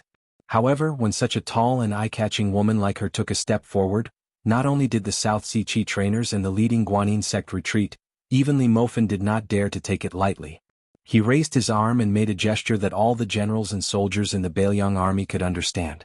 The dragon elephant cavalry suddenly bloomed with an indescribable aura, like a tiger out of its cage, hot and wild. More than 1,000 elite cavalry began to spread out rapidly, forming an aggressive fan-shaped formation. A few groups of roaming cavalry even swept behind the South Sea Qi trainers. Obviously they had made up their minds to make a big fuss and wrap these arrogant immortals in the South Sea up like dumplings. The charcoal girl was actually not seriously injured, but she did not dare to act rashly because she was severely suppressed by Su Longxiang's momentum. Now that her senior sister was personally involved, she was emboldened. She jumped down to the ground, rubbed her only son and gnashed her teeth. She could not wait to cut the yellow-skinned young man into pieces and throw his 3 souls and 7 spirits into the most important weapon of the sect, the Moonwell Sky Mirror, which was specially used to suppress evil and evil. There were 5 generations in the Guanyin sect. Tantai Pingjing, who was close to 100 years old and had an almost eternal appearance, and the charcoal girl were the pair of senior sisters with the highest seniority. The age gap between them was so big that it made people speechless. Then there were 6 old elders whose hair was as white as frost. Mei Yingyi, Sunya, and Qi Longzhong were the younger Qi trainers of the next generation. The 4th generation were the direct disciples of the 6 elders. Finally, there were the young boys and girls who had just entered the sect. There were more than 100 Qi trainers of the 5 generations. Almost every one of them had one or a variety of talisman weapons, such as the land-facing celestial painting of the charcoal girl and the dragon pendant that was destroyed when catching the dragon in Shu Land. They were all the most important weapons of the Guanyin sect. In addition, there was the Discipline Elder's willow branch clear vase, which was only 3 inches high but actually weighed 600 pounds. Naturally, there was a universe inside. Sun Ye's coiling dragonstone block that contained thunder and lightning could suppress evil and evil. It was also a work of God that was in accordance with the way of heaven. Talisman swords were even more common in the field of Qi trainers. It was just that the Guanyin sect was seriously damaged in the dragon-slaying battle in the southern border. Therefore, there was the storm of asking for 81 talisman swords from the Dragon Rock Sword Furnace of the Yuyan Mountain Villa. Later there were 2 famous swordsmen in the world who came uninvited, Dongtai and Sui Xiegu. The latter enjoyed eating swords, which made the Guanyin sect, which had a strong foundation, feel even more difficult to deal with. Tantai Pingjing did not have the demeanor of a master like her junior sister who had provoked the charcoal girl. She just walked forward like an ordinary strong woman, as if she had met an acquaintance and wanted to greet him. But this time, Su Longxiang waited for an opportunity for a longer time. Especially when Tantai Pingjing imperceptibly paused or even took a step back, Su Longxiang was in a trance, as if he had returned to his childhood in the prince's mansion on Mount Qingliang and became a silly Huang man. Su Longxiang seemed to have thought of something. He scratched his head and looked relieved. His brother had said that when encountering something that he could not figure out, he should just stop thinking about it. Whether he could beat his opponent or not, he should prove it with his fists. If he could not beat his opponent, he should just run away. The green hills would not change and the green water would flow forever. At the worst, he could just say that he would meet his opponent again someday. Without the knot in his heart, Su Longxiang's entire aura and appearance changed completely. This was not strange in the eyes of the Dragon Elephant Cavalry led by Li Mofan, but in the eyes of the Qi cultivators of the Guanyin sect who were good at observing aura, it was strange. With the war imminent, when experts faced the enemy, the change of the state of mind was a big taboo. The kind of freak who broke through the bottleneck in several life and death battles and was able to rise from the brink of death was, after all, a rare existence. In the Liang Wulin where heroes gathered for the past 100 years, Wang Xinji counted as one, Gu Jiantang counted as half, and the other outstanding figures like Li Chungang and Chao Changqing, who were publicly recognized as having outstanding talent, also rose in realms naturally. Of course, after Su Fengyin defeated Wang Xinji, as many rumors, true or false, gradually spread, Su Fengyin became another martial arts genius after Wang Xinji who was proficient in using battle to nurture battle. Otherwise, the people of Jianghu really could not understand how a playboy who had not even practiced martial arts for 5 years could leap to the top and become the champion of Jianghu. Was it not enough that the Su family had one Su Fengyin, who was said to be invincible in the world, and now there was another Su Longxiang? All the good things in the world had been taken by the Su family. Did they still want to give others a way to live? Was it possible that one day Su Fengyin would get tired of being the world's #1 and hand over the #1 position to his younger brother?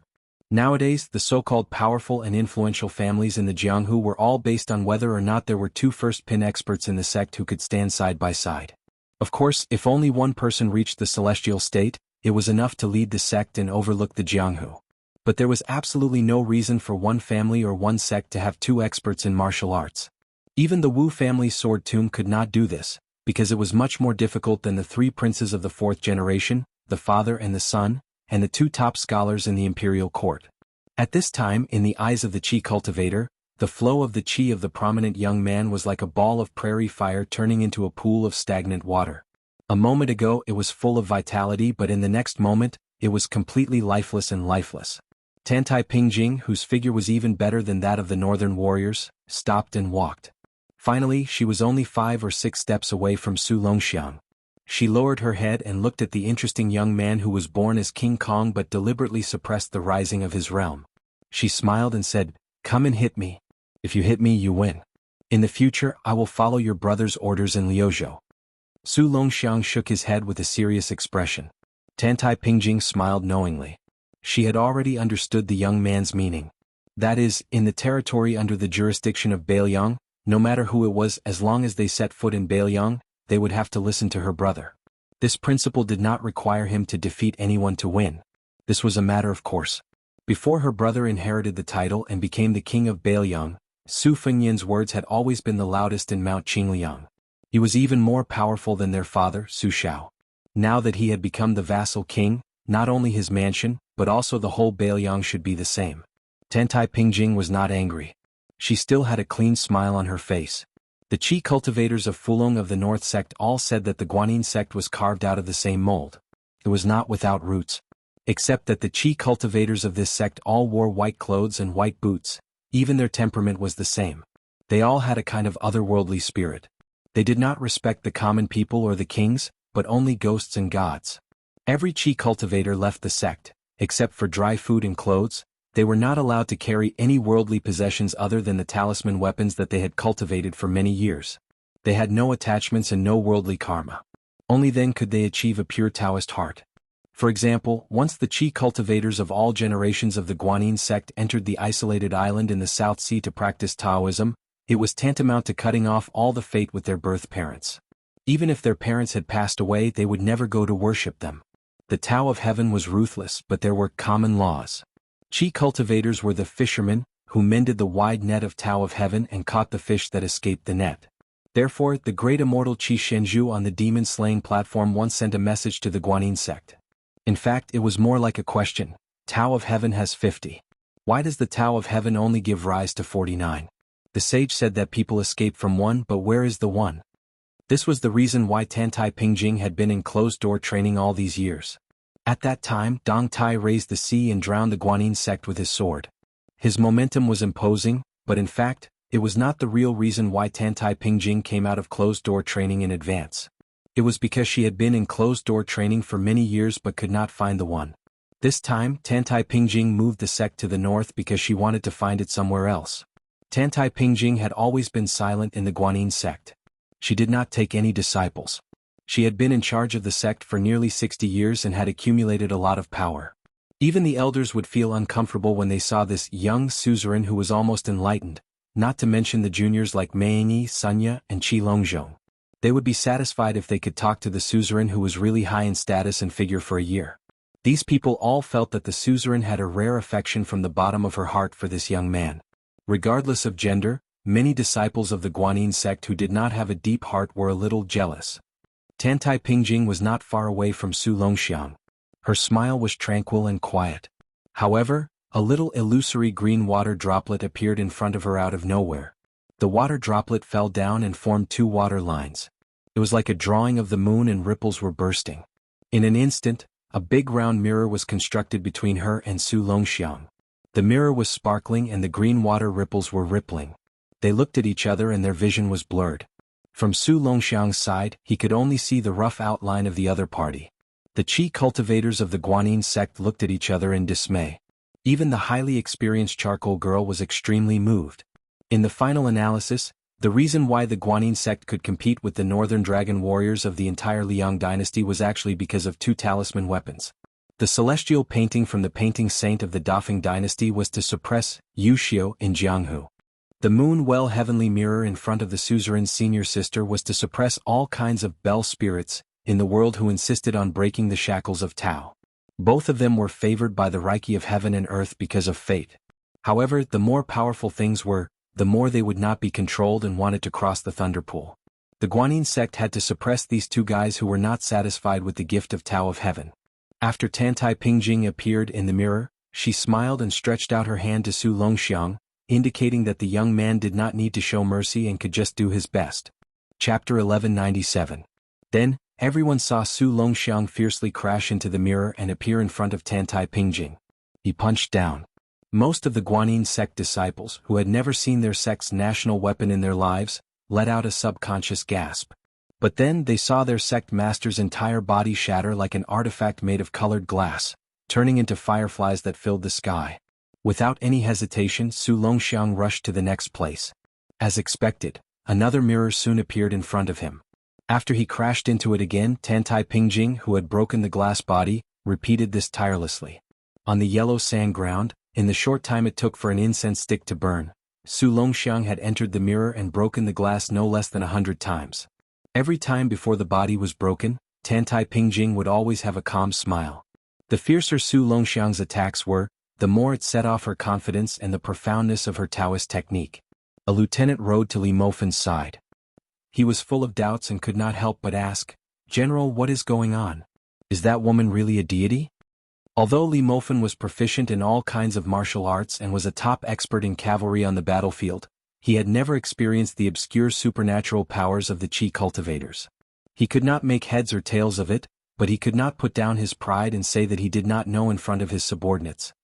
He could only pretend to be profound and said slowly, "The Qi cultivators of the North and South have their own merits. The North sect is like a big rat stealing food from a big warehouse, but what they consume is the Emperor's aura. As for the group of people from Guanyin sect in the South, they focus on eating clouds and thunder from heaven and earth to nourish their spirit and Qi.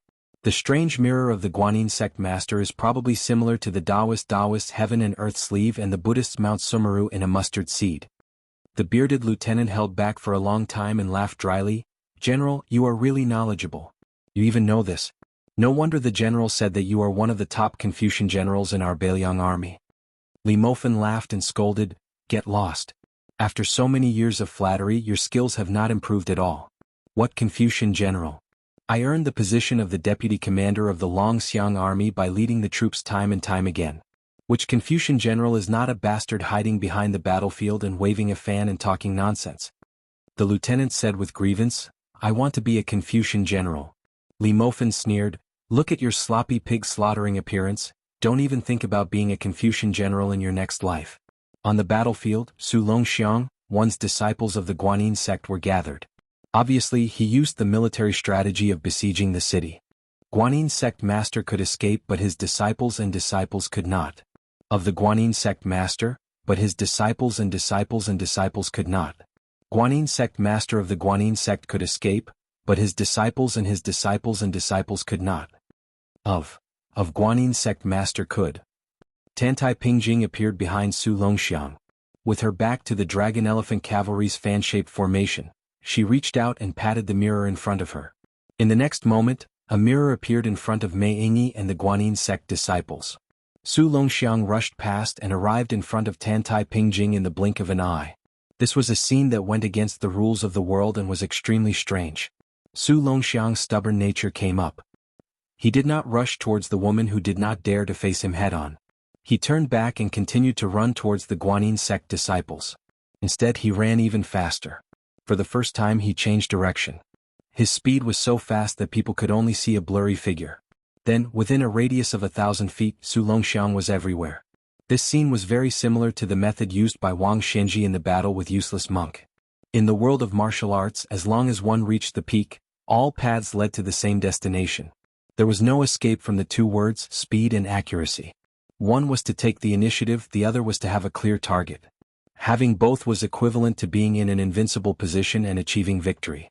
In the battle of swordsmanship in the world, no matter how big the differences between the two factions were, there was no objection to the two words of speed and accuracy.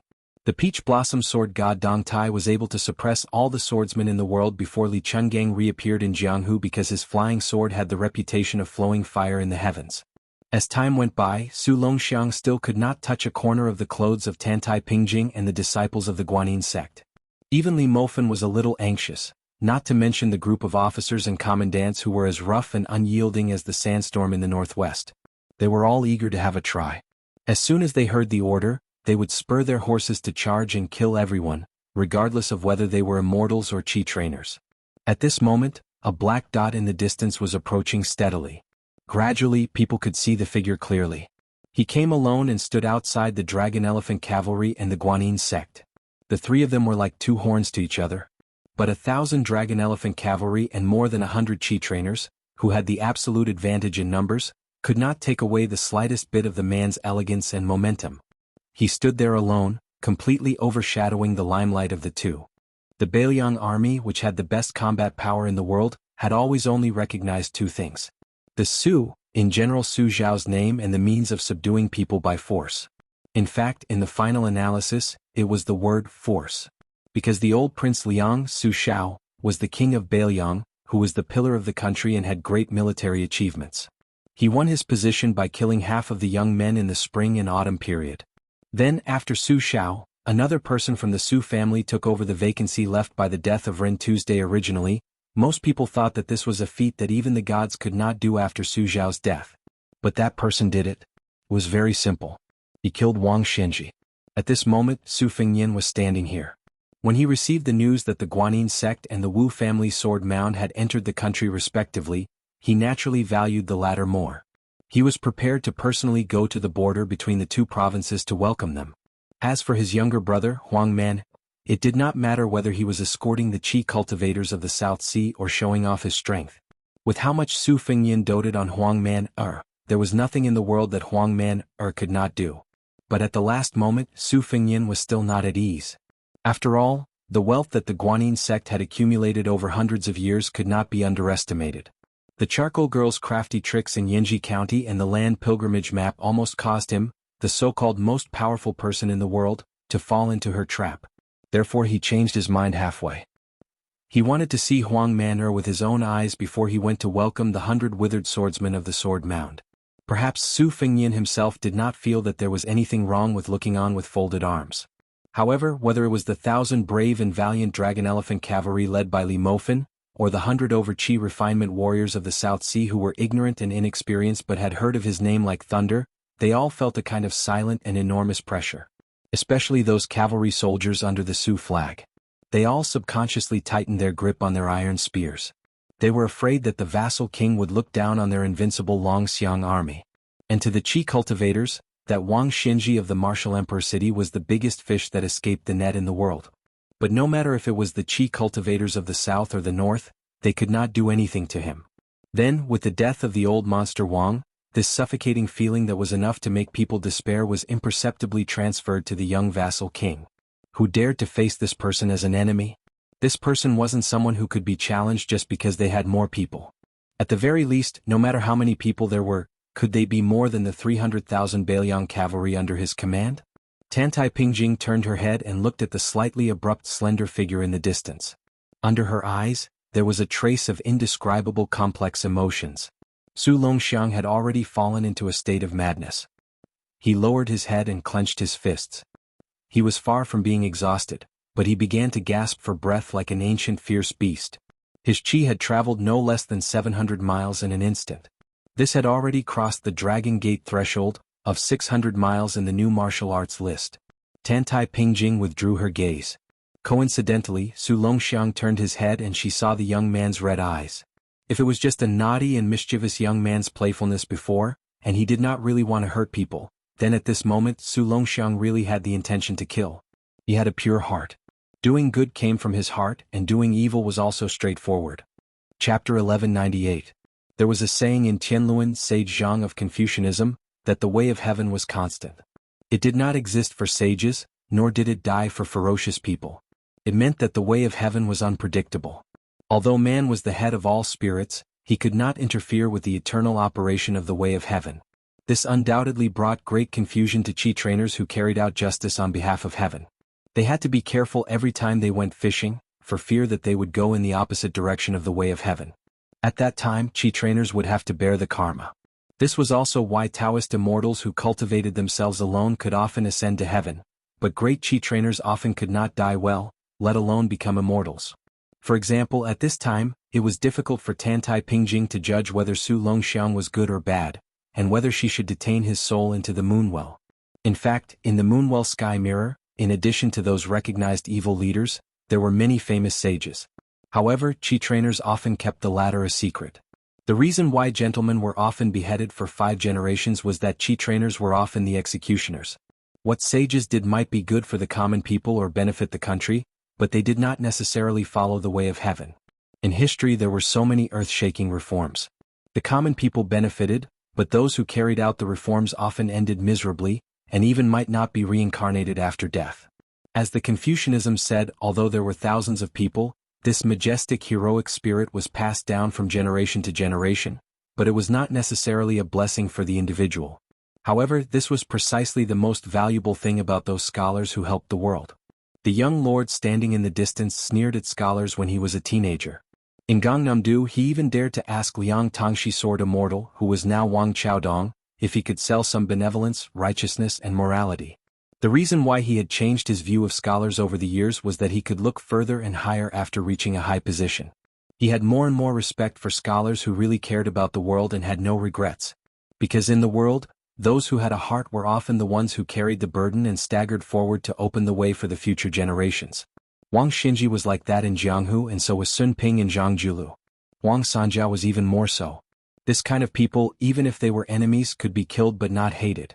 The founding of a prosperous dynasty was always made by warriors to open the way and scholars to build the road conscientiously.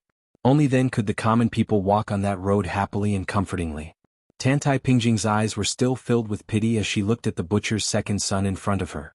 Liang and Bailiang, one of the nominal territories, were in a deadlock. Removing the vassals was the general trend, but resisting Beimang's iron cavalry was a top priority. The imperial court was not at ease with letting the shrewd Gu Jiantang be a king with a different surname, but they also could not allow the 2 generations of the Su family to take advantage of their achievements. On the other hand, Su Zhao's military achievements had reached the point where no one could take credit for them. So many outrageous killings, but Su Zhao's life was tough and he stood upright, so God gave him a way out and let him die of old age. However, the old man's wife and 4 children were inevitably affected. Everyone had a rough life. If Su Jihu was not the reincarnation of ancestor Lu Hongxixiang, he would have died of an illness long ago. As for the remaining 3, even if Su Weisheng was not the biological daughter of Su Xiao and Wu Su, most of them did not have any enviable results. Tantai Pingjing entered Bailiang because she vaguely saw traces of the One. She wanted to see with her own eyes how the young king of Bailiang turned the tide, how he changed the fate of the siblings and even blessed their descendants. This kind of action was even more difficult than slaughtering the flood dragon with human strength. Tantai Pingjing sighed softly. Su Longxiang had also finished accumulating power. With him as the center, the surrounding sand and stones were blown away. If it were ordinary people, they would only see the momentum of the second son of the butcher. But in the eyes of Tantai Pingjing, who had hundreds of years of experience, it was the appearance of a python that almost became a dragon. It was born irritable and barbaric. When Tantai Pingjing was in the prime of her life, she inadvertently bestowed the title of a white snake. Bestowing the title was a relatively obscure Taoist term. It was 1 level lower than the legendary celestial being God. Ordinary people might not know what the emperor's words were. The emperor's words contained the heaven's constitution and the prophecy of the Taoist Immortal, but most of them had heard that monks didn't lie. They were used to nagging children after they said something wrong and let the children spit a few times to show that they took back their rude words. This was why the words created by the sages made ghosts and gods cry. After the words were spoken, it was also unpredictable and mysterious. Tantai Pingjing did not think much at that time. She just felt close to the white snake with a tail of more than 100 feet. She prayed for the white snake to become a dragon. The huge white snake as thick as a water tank actually shed tears like a human. Then it instantly shed its snake skin for the 8th time without stagnation or any pain. Her head had a flood dragon horn. Tantai Pingjing, who was just an ordinary Qi cultivator, just casually bestowed the white snake with a casual title, which made the white snake become a dragon in 1 step. After the white flood dragon jumped into the river, it stretched out its tongue and wiped Tantai Pingjing's arm. Then it reluctantly jumped into the river in the surging wind and clouds. Her master heard the news and came over. He didn't know whether to laugh or cry. He only sighed that fools had fools' luck. Later, Tantai Pingjing knew that the spiritual creatures in the world, especially the big snake, even the Taoist master of Dragon Tiger Mountain, who was the feather-robed Taoist master, only dared to proceed step by step and bestowed the title of Flood Dragon. He dared not to overestimate himself and mention the body of a real dragon. Tantai Pingjing's action was tantamount to tying the merits of several generations to the white snake. The two were closely related. If the white snake finally became a dragon and ascended, she could get a great opportunity through reincarnation. But if the white snake failed, then Tantai Pingjing would share the trials and tribulations with it and would never be reincarnated. Even all the people close to her would be stained with evil karma. Fortunately, Tantai Pingjing's master was very optimistic about the white snake. Otherwise, once they had an evil relationship, no matter how much he valued Tantai Pingjing, he would expel this disciple from the sect to avoid a monstrous disaster that would bring disaster to the sect. Fortunately, Tantai Pingjing's master was very optimistic about the white snake. Otherwise, once they had an evil relationship, no matter how much he valued Tantai Pingjing, he would expel this disciple from the sect in order to avoid a monstrous disaster that would bring disaster to the sect. Fortunately, Tantai Pingjing's master was very optimistic about the white snake. Otherwise, once they had an evil relationship, no matter how much he valued Tantai Pingjing, he would expel this disciple from the sect to avoid a monstrous disaster. After that, perhaps only the young leader of Wudong, Li Yufu, would have such a good opportunity. At that time, a carp jumped out of the river into his arms on the bank of Guangling River, and this Taoist sat down holding the carp. "I'm Li Yufu, you and I are fated. If everything in the world can really cultivate, you and I work together to cultivate the great Tao. I only hope to see you again in a few hundred years." However, the world only knew that the Wudong leader suppressed the evil dragon of Earth Lung Mountain, and did not know such a secret. Facing the aggressive Su Longxiang, Tantai Pingjing somehow showed a trace of absent-mindedness for the first time. Even the young disciples of Guanin's sect, who were 2 or 3 generations younger than her, noticed it. This tall woman, who had already reached the realm of returning to her original state but deliberately kept her appearance in her 30s, suddenly felt a little sad. She thought of her master, the man who was always difficult to look up to. When they stood together in the past, she was always taller than her master. When her master wanted to talk to her, he had to raise his head. Every time at that time, her master, who was omniscient and omnipotent in her impression, would feel a little helpless. Before her master disappeared without a trace and left her, he had a catchphrase, "You silly big guy." Back then, after her master had passed away, she had deduced from a few words from an elderly elder that her master was probably a lucky person who had seen through the mysteries of heaven several times. When luck was up, he would live, and when luck was down, he would leave. However, Tantai Pingjing did not deliberately guess which secret figure in history he was, let alone dare to deduce. This was also a taboo for venerables. At the moment, Su Longxiang's straight collision interrupted the reverie of the training Qi master, which made Tantai Pingjing angry for no reason. This was something that even Xie Feiyu, a Confucian scholar in Sichuan, could not do. Tantai Pingjing quickly raised her hand and lifted the mirror that even the founder of Guanin's sect did not know the exact origin. She wanted to teach this young man a lesson. A woman's mind was like a needle at the bottom of the sea. Even Tantai Pingjing, who was equal to an immortal, could not escape from the stereotype. At this moment, a cold voice sounded in everyone's ears. "Huang man, fighting with you Qi trainers is almost the same as civil officials and military generals who insist on comparing merits. Is boring." The next moment, a figure rushed through the moon well sky mirror before Su Longxiang and walked to Tantai Pingjing. When he broke the mirror, there was no ripple on the moon well sky mirror. But after passing through the mirror, the water ripples jumped happily. It was like an old object meeting an old owner. The mirror was not like a mirror, but like the broken moon in the well. Su Fengyin came to the front of the unusually tall Guanyin sect master. He had to raise his head slightly to look at her at the same level. He smiled politely and then turned to Huang Man. He rubbed his head. The young man, who was still manic and restless, immediately calmed down. Tantai Pingjing looked at the back of the young man, her lips trembling slightly. She said the 2 words, but they were silent. Chapter 1199. If it was said that the Guanyin sect did not take Su Longxiang seriously, but after Su Fengyin personally came here, the atmosphere clearly showed signs of leaning towards the local tyrant. Fortunately, Su Fengyin did not use his power to bully others. Instead, he took the initiative to walk towards the old woman that he had met once outside Yuyan Mountain Villa. He greeted her amiably and even jokingly said to Mei, who had fought well on the lake, "This fairy sister, your finger sword technique has benefited this king greatly." Later on, when he fought with others, he secretly learned it and put it to great use. "I hope fairy sister does not mind." Mei lived up to her manly name. Facing this powerful vassal king who had stirred up the Jianghu in the imperial court, she did not have stage fright. However, her smooth and creamy cheeks still had the redness of a beautiful woman. Her voice was soft but not seductive. She jokingly said, "It is Mei Ying's honor to be able to enter the king's discerning eyes with my insignificant skill. However, I have a bold request. That is, if the king has the opportunity to fight with others in the future before you use the upper finger sword technique, you must first say that this is the unique skill of Mei Ying of the Guanyin sect of the South Sea." Su Fengyan could not help but laugh. This is possible. To be honest, this king had half a master before the sword Jiahuang. You should have heard of this before. At that time, this king had not yet learned martial arts and the blade. He thought that when he went to Jianghu and fought with others, no matter what, as long as he could make the name of this king appear, then this king would be able to brag and flatter to various heroines.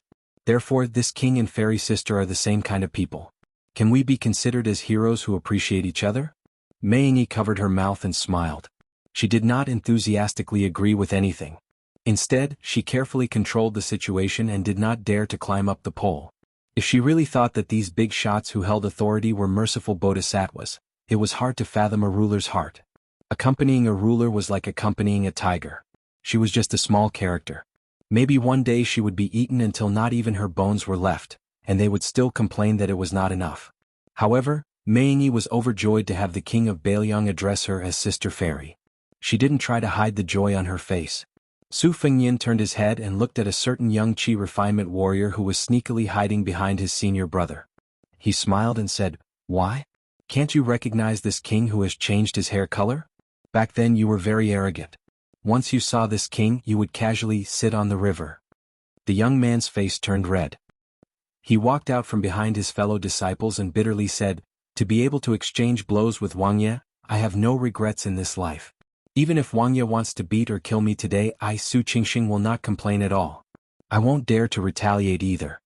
Su Fengyan smiled and said, "Oh, you're from the same family? Then I really have no reason to fight with you. Now that you're in Lu province, don't treat yourself as an outsider. If you need any heavenly materials and earthly treasures that Beiliang has, feel free to ask. For the sake of our family, this king doesn't have the face to hide anything." The young man chuckled and said, "Then I won't treat you as an outsider. When the time comes, if Wuxia is stingy, I, Su Qingxing, will run to the entrance of the Wuxia residence and make a scene." Su Fengyan nodded and dismissed it with a smile. The girl who sold charcoal fiercely turned her head and rolled her eyes. She increasingly disliked this treacherous fellow who had a honeyed mouth and a sword in his heart. After that, Su Fengyan asked for a warhorse from the Dragon Elephant Cavalry and symbolically sent this batch of Qi cultivators from the South Sea for a period of time. Riding side by side with Tantai Pingjing, the sect master of the Guanyin sect, who had already completely recovered her calm state of mind, asked indifferently, "When will the Beimang army go south?" Su Fengyan also did not treat this as a military secret that could not be divulged. He said frankly, "Some small-scale battles will be very fast. At the beginning of the year, they were stunned by my younger brother's 10,000 Dragon Elephant Cavalry. The new king of the South Yard, Dong Zhuo, and the Empress of Beimang should not be able to swallow this grievance. Even if they can, in order to appease the army, they urgently need a hearty victory to make a good start and get a good omen. However, as for which border of the three provinces in cool and flowing, Beimang is also not sure. They can only cope with all changes by remaining unchanged. Sect Master Tantai, you want to use this to accumulate merit. This king also needs you to give blessings to the fallen soldiers. I hope that both of us can." Tantai Pingjing smiled and continued the topic. "Happy business?" Su Fengyan was stunned for a moment. This does not seem like something that would come out of the mouth of an otherworldly expert like Sect Master. What followed was a natural long silence. Their identities and ages were as different as heaven and earth. It was really difficult to find a topic to exchange pleasantries. Before leaving, Tantai Pingjing finally said something irrelevant. "My late master once set foot in the Jianghu of the Central Plains twice. The first time was to go to the demon-slaying platform of Dragon Tiger Mountain to discuss Taoism with Immortal Qi. The second time was to find the whereabouts of a white flood dragon. My late master once left behind a will. That white flood dragon was different from the common river boas. It did not follow the river into the sea but swam upstream. My late master only calculated that the white flood dragon swam to the gate of hell and then disappeared." Su Fengyan sat high on the horse without holding the reins. He folded his hands in his sleeves and said with a smile, "Sect Master Tantai, are you guessing that the white flood dragon sneaked all the way to Beiliang?" This king casually asked. The common people worship the flood dragon as deities. But you Qi cultivators, especially sect master who has achieved the Tao, can hunt and kill the flood dragon. Why do you care about the whereabouts of a river flood dragon that has not yet turned into a dragon? Could it be that there is a reason behind this? If it does not involve the private affairs of the Guanyin sect, can you tell me something? Tantai Pingjing shook her head and said in a stiff tone, "This has nothing to do with the situation in Bailiang. I have no comment." Su Fengyin did not force her, nor was he interested in getting to the bottom of the matter. He just smiled and did not take it to heart. The 1,000 Dragon Elephant Cavalry under the direct command of Li Mo Fan did not continue to escort. Su Fengyin returned the warhorse to the ordinary cavalryman and sat behind his younger brother Su Longxiang, who was his coachman. Obviously, his fellow soldiers were very envious of the guy whose warhorse was sat on by the young lord. The horseman also regarded it as a great honor and had a complacent look on his face. After the bearded lieutenant approached, he patted the horseman's head and scolded with a smile. "Motherfucker, you brat, don't be so sentimental and ask me for your military merit in the future." Although the cavalryman was not very old, he was a veteran of the Longxiang army. Last time he had cut off the head of a northern barbarian. At that time he only used it as the head of an ordinary Beimang cavalryman to calculate his military merit. Later on, from the news that spread from Beimang's southern court, he found out that the fellow was a member of the royal family with the surname of Yelu. Although he was only a branch of Yelu and could not be considered the purest descendant of the royal family, according to Bailiang's military law, he should at least be a lieutenant. This brave soldier was not convinced and ran to the bearded lieutenant every 2 to 3 days to ask for his military merit. In fact, everyone knew that being a lieutenant was secondary. The main reason was to take the opportunity to squeeze the wine out of the lieutenant who loved wine like his life. This time, when the prince wanted to borrow a horse, the lieutenant had a bright idea and gave this opportunity to that brat. He thought that he should let go of the few remaining jars of wine, right? Unexpectedly, the cavalryman glared at him and said, "Lieutenant, let me say this first. This is a different matter. If you dare to go back on your word, do you believe that this subordinate will not report this matter to the prince?" Report this matter to the prince? None of the soldiers around the cavalryman felt that there was anything wrong with his words. In our Bailiang, the king of Bailiang was the rightful emperor. He only lacked a dragon robe and a dragon throne. It was just that our prince did not care for those two things. The bearded lieutenant gritted his teeth and said, F***K, don't talk nonsense with this old man. Today I'll make things clear to you, brat. When we go back, I'll give you an entire jar of wine. How about it? If you dare to take another sip of wine, this old man will strip you naked and hang you on the back of a horse. Then we'll circle the camp a few times. The cavalryman grinned and said, "Deal." Hanging naked on the back of a horse and circling the camp was a punishment unique to the Longxiang army. As long as it was a native of the Dragon Elephant Cavalry, including the 2 vice-generals, Li Mofan and Zhang Lingbao, almost all of the rebellious fellows had had a taste of this before.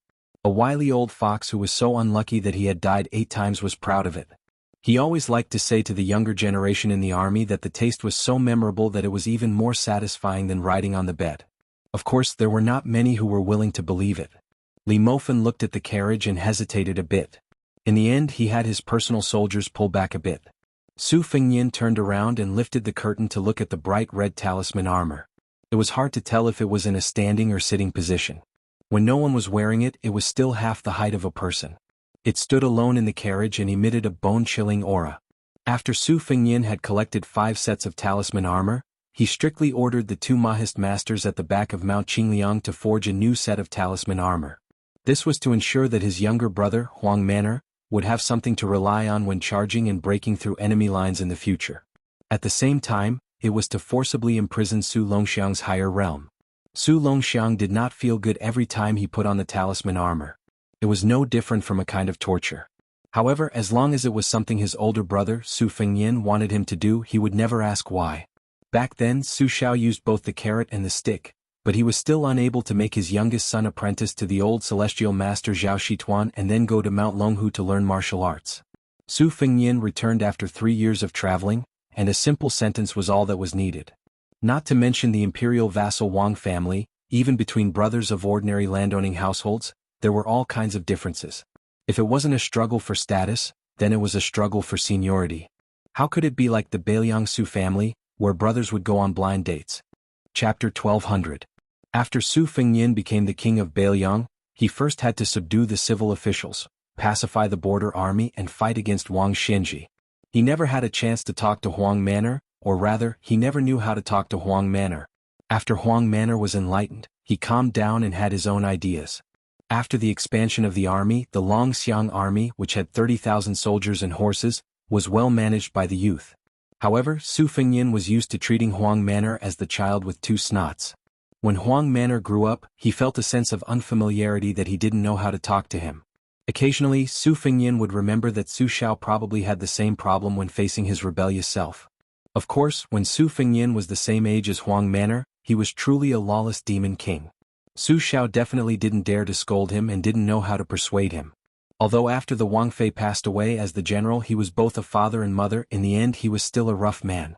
Leading troops to war and governing the army didn't make sense, so he just fought until they were convinced.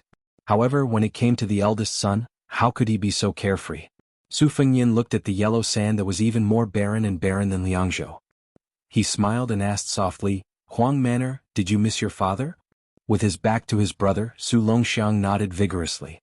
Su Fengyin continued, "Speaking of our mother's early death, outsiders all say that it was to give birth to you, the result of exchanging a life for a life. In reality, logically speaking, mother's lifeline was left behind by the white clothes case. If Su Xiao didn't have me, the eldest son, or us two sons, he would definitely be able to live out the rest of his life as a king with a different surname.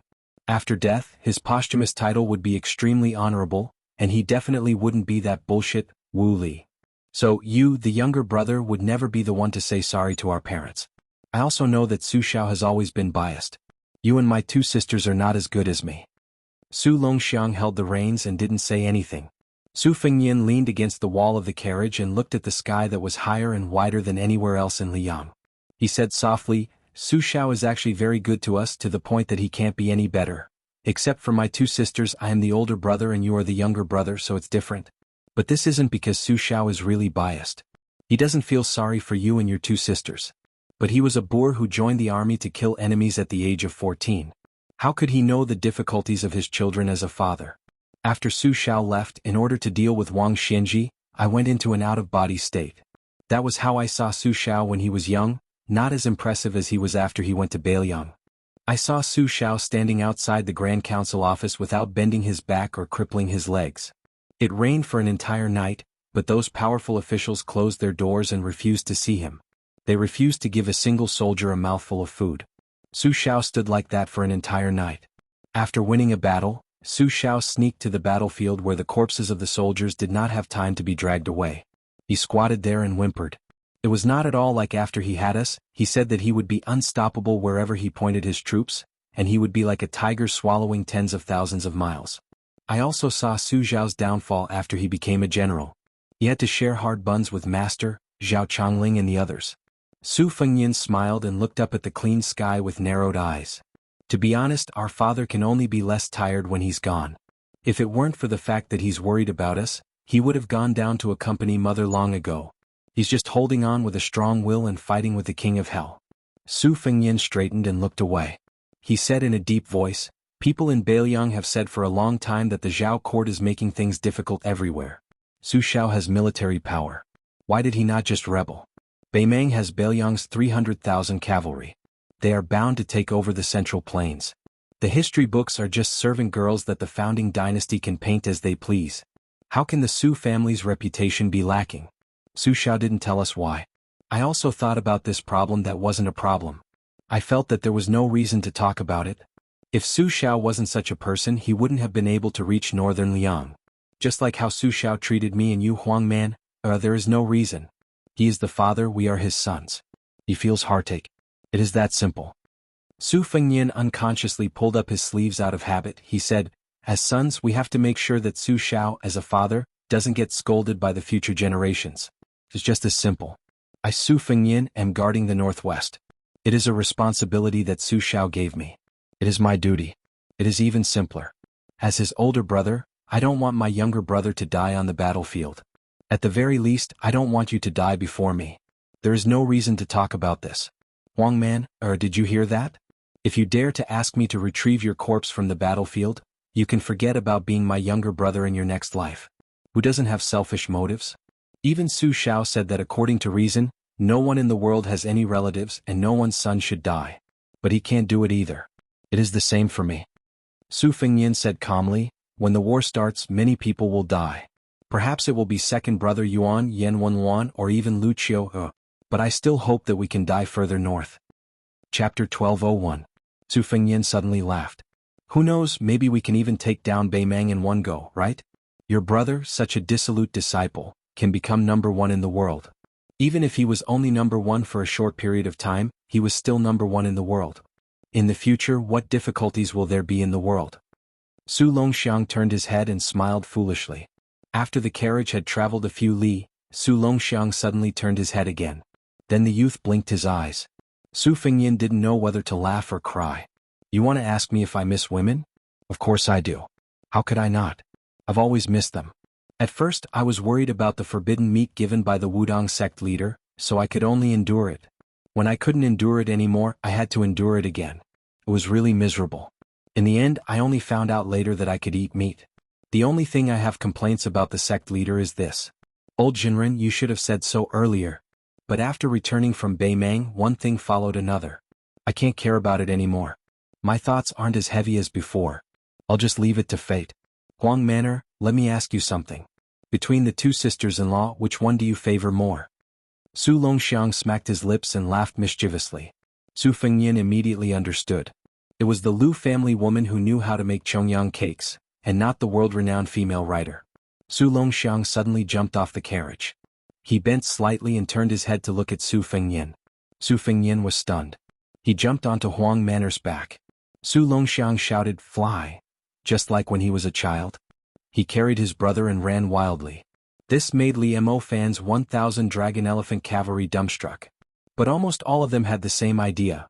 We'll go to the border to kill the enemy just like Commander Su, leaving our backs to his older brother, the King of Bailiang, and just like the old soldiers of the Su family, the Bailiang cavalry can rest assured and leave their backs to great General Su Shao. This is the reason why the Bailiang cavalry is so powerful. This was something that was imprinted in his bones, and there was no reason to talk about it. Moreover, who said that the young king of Bailiang was not as good as the villain Qin Jibao? The bearded lieutenant turned his head to look at the young rider who had been grinning from ear to ear all the way. He urged his horse to come to Li Mofan's side and said softly, "General, I don't know what loyalty and righteousness are. Those are all words that scholars like to say, but I think." Li Mofan interrupted his subordinate's words. He raised his horsewhip and pointed at the two brothers in front of him. He said in a low voice, "What, you want to show your loyalty? Well, the commander and the king are in front. Go tell them yourself. In any case, I don't like scholars like you, and I don't like people who use their mouths to fart. A few years ago, you were one of the people who said that they wanted to go home and buy a big house so that they could enjoy their wives." The lieutenant's skin was dark and his face was not red. He pulled up the corners of his mouth and muttered, "At that time, I didn't have any confidence. Who would dare to put their lives in the hands of an unreliable leader? I Chen Wu am just a normal person." The lieutenant's voice became softer and softer. In the end it was almost inaudible. Li Mofan did not look at this subordinate who had gone through fire and water with him for many years. He said calmly, "I don't care what happened in the past. Even if you deserted and went back to enjoy life, that is what you deserve. I old Li will not look down on you. But in the future don't even think about sitting at the same table as me, drinking and eating meat. I Li Mofan cannot afford to lose face." The lieutenant raised his head and laughed shamelessly. "General, your words are really hurtful. Chen Wu's little heart is thumping. It really hurts his heart and lungs. Without a few bowls of good wine, it really can't be cured." Li Mo Fan finally had a smile on his face as he muttered, "Motherf asterisk Kerr, having a soldier like you is already very embarrassing." Chen Wu said with a heartless and mischievous smile, "Isn't it because of you, General? You have no one to blame but yourself." Li Mofan shouted, "Fan Shilong, return to the camp and hang Chen Wu on the back of the horse." Chen Wu's eyes widened. He raised his voice and asked, "What?" Not far away, a lieutenant laughed and said, "Roger that." Chen Wu didn't dare to make irresponsible remarks to Deputy General Li Mofan. He turned his head and shouted at the bastard who was gloating, "Son of a bitch Fan, your daughter can forget about marrying into my house. I'll be your mother's in-law." Fan Shilong didn't care. He rubbed his ears and said lazily, "Our daughter is so pretty, why worry about marriage? If your son didn't read a few books and made our daughter obsessed with him, she wouldn't marry anyone but him. Otherwise, even if you money grubber knelt in front of the door for 3 days and 3 nights, I wouldn't even give you half a word." The Longxiang army nearby roared with laughter. Chen Wu cursed in anger and said angrily, "Those who laughed will be hung on the back of the horse with me. Let's see whose bird is bigger. If it's bigger than mine, I'll hang it one more time." Some brave cavalry immediately laughed and said, "Lieutenant Chen, then we'll have to circle the camp many times." Chen Wu turned his head and said with a smile that didn't reach his eyes, "You bastards are good. When the time comes, pick the biggest bird. I'll chop it up and make it into a dish." There was a lot of howling. Li Mofen listened to the flirting between his subordinates and theirs. He wanted to keep a straight face, but he couldn't help but smile brightly. He didn't dare to say that all of the Bailiang frontier army could kill the northern barbarians until they cried for their parents, but the disciples of the Longxiang army under his command could casually take out 1,000 of his direct subordinates. Even if they faced 3,000 Baimang cavalry, it would still be child's play. That damn Liang imperial court, that bunch of officials from the 6 departments of Great Peace City to the prefectures and counties, how many years have they been saying that the Bailiang army is just an empty name? Li Mofen stopped smiling. His face was dark and his eyes were burning. He said darkly, "This time, the one who killed the most captains of the enemy, no one can take it from me." At the same time, the Wu family cavalry had entered River Province and was close to the Bailiang border. Chapter 1202. A shocking piece of news had swallowed up another piece of news that was already shocking. The latter was written by Deputy Administrator Song Dongming, who was called illegitimate outside of Bailiang. He submitted a memorial to Great Peace City, which shook the court of Liang. Su Fengyin, the king of Bailiang, actually requested to send troops to pacify Guangling Dao when Baimang's army was clearly pressuring the border. There were many people who speculated that Bailiang was finally going to rebel. Perhaps they had already received the personal promise of the Empress of Baimang. Pacifying Guangling Dao was just an excuse to invite the wolf into the house. The new king of Bailiang, Su Fengyin, had such evil intentions. But soon, another piece of news that had nothing to do with the political situation but was even more interesting for the officials and the common people to chew on began to spread. It quickly spread all over the country, especially in the capital.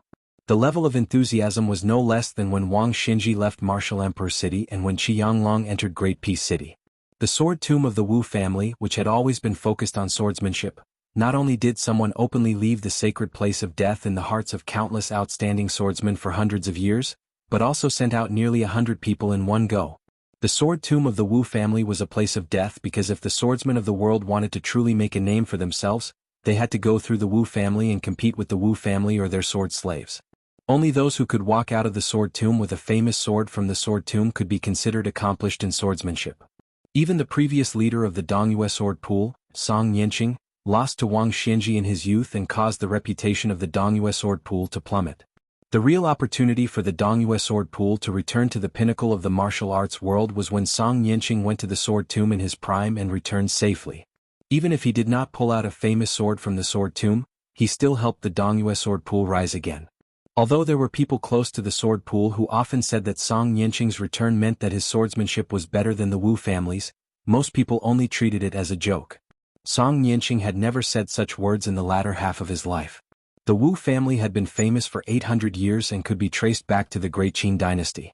After that, there were several great dynasties that sought to dominate the Central Plains. For example, the number one swordsman from 600 years ago was the Wu family sword crown, Wu Chang, who had dominated the martial arts world at the age of 31. The number one swordsman at the founding of the Great Feng dynasty was still the leader of the Wu family, Wu He. It was rumored that on his deathbed, he laughed and said, "I've waited for 60 years, but there is still no sword in the world." It was enough to show his pride and confidence. Therefore, no one in the martial arts world could deny the fact that no matter how many swordsmen there were in the world, there were only 2 sword forests. One was the Wu family, and the other was for all swordsmen outside of the Wu family. There were sword geniuses who were famous in every generation of the martial arts world. Every 100 years, there would be countless new talents of the martial arts world and experts who believed that their swordsmanship was unparalleled in the martial arts world who would go to the Wu family to prove themselves. They wanted to prove that the Wu family swordsmanship was inferior to the world swordsmanship.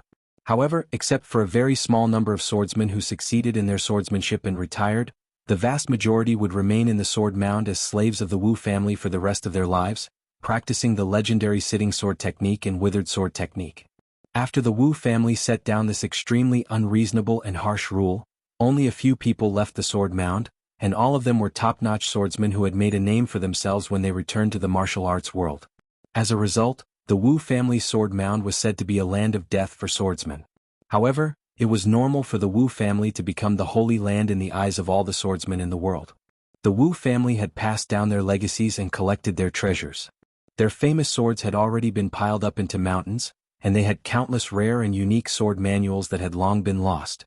If they could retrieve any sword or manual, not only would they be able to benefit from it for the rest of their lives, entering and exiting the sword mound was also a shortcut for a swordsman to climb to the top of the sword forest overnight.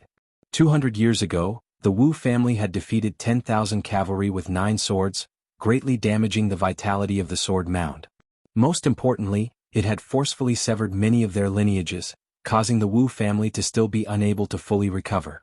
However, in the recent 100 years, 2 generations of swordsmen, Li Chungang, had gone to the Wu family's sword mound and obtained the wooden bull. Dong Tai had even come from the Wu family and was half a member of the Wu family. In the end, the truth could not be contained. Even though the imperial court and the local officials along the way wanted to suppress the news, the sensational truth of the Wu family's 100 cavalry and 100 swords leaving the sword mound still slowly began to surface. The news grew more and more intense. More and more well-informed people of the martial arts world began to count people, counting just which senior swordsmen had been unlucky enough to become slaves of the Wu family in the past 100 years and which swordsmen still had hope of being able to make it out of the sword mound this time. Along the way, the swords used by those swordsmen and the unique skills they had all became the most interesting topics of the imperial court. 6 years ago, Zhang Wantai had risen to fame in Liaodong and was known as the best left-handed swordsman in the world. He was an expert who had withstood 100 moves from the old minister of war and the new pillar of the country, Gu Jiantang. After going to the sword mound of the Wu family, there had been no news of him. This time he might be able to see the light of day again. 10 years ago, Lu Jianji, who had competed with Qi Jiajia for the title of the best swordsman in the capital, was definitely among them. 18 years ago, the famous young master of the apricot sword furnace in Gangnam-do, Yu Zhuowu, was also an important person who had gone to the sword mound to ask for swords but had disappeared without a trace. 27 years ago, Xia Qinggan, who had been nicknamed Han Banjian, after losing to the sword emperor of Shishu by only half a sword by a hair's breadth, was also very likely to go to Liangzhou with a sword on his back. More than 30 years ago, there was Cui Mei, who had the 2 reputations of Bodhisattva sword and sword monk. Before he shaved his head and became a monk, he was once a prodigy of the Cui family in Qinghe. More than 40 years ago, Gongsun Xiushui, who came from a humble family in the southern Tang Empire, was not only the best swordsman in the southern Tang Empire, but also the best swordsman in the southern Tang Empire. Although he did not have a famous nickname, Gongsun Xiushui's domineering swordsmanship was praised by many Jianghu veterans. This person's reason for going to the sword mound of the Wu family was also very interesting. Gongsun Xiushui was born at the wrong time. Since I could not see Li Chuangang's true face, I went to the place where Li Chungang had walked before. As a result, something happened and I could not leave the sword mound of the Wu family. At that time, the emperor of the southern Tang Empire had personally written a letter to the Wu family in a very respectful manner. Unexpectedly, the Wu family still did not pay any attention to this human emperor. Counting further back, there were naturally many famous swordsman talents. However, in today's Jianghu, there was no way for them to appear in the world alive.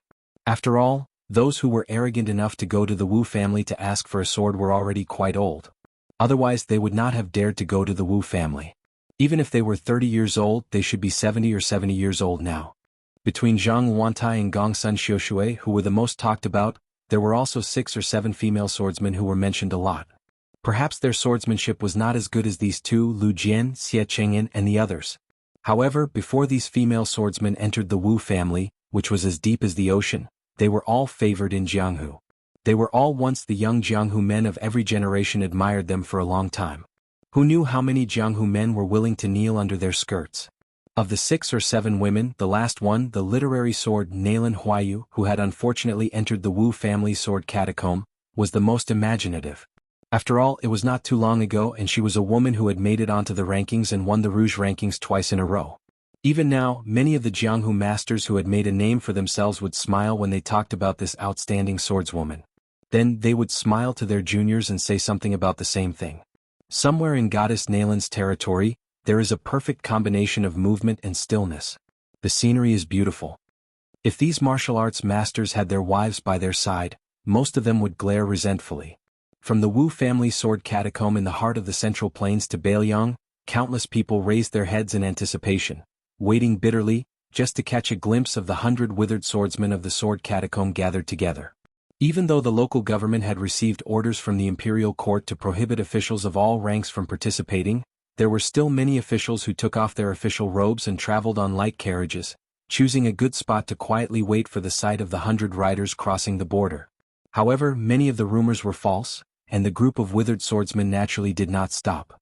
The Wu family had dared to treat the emperors of previous dynasties coldly.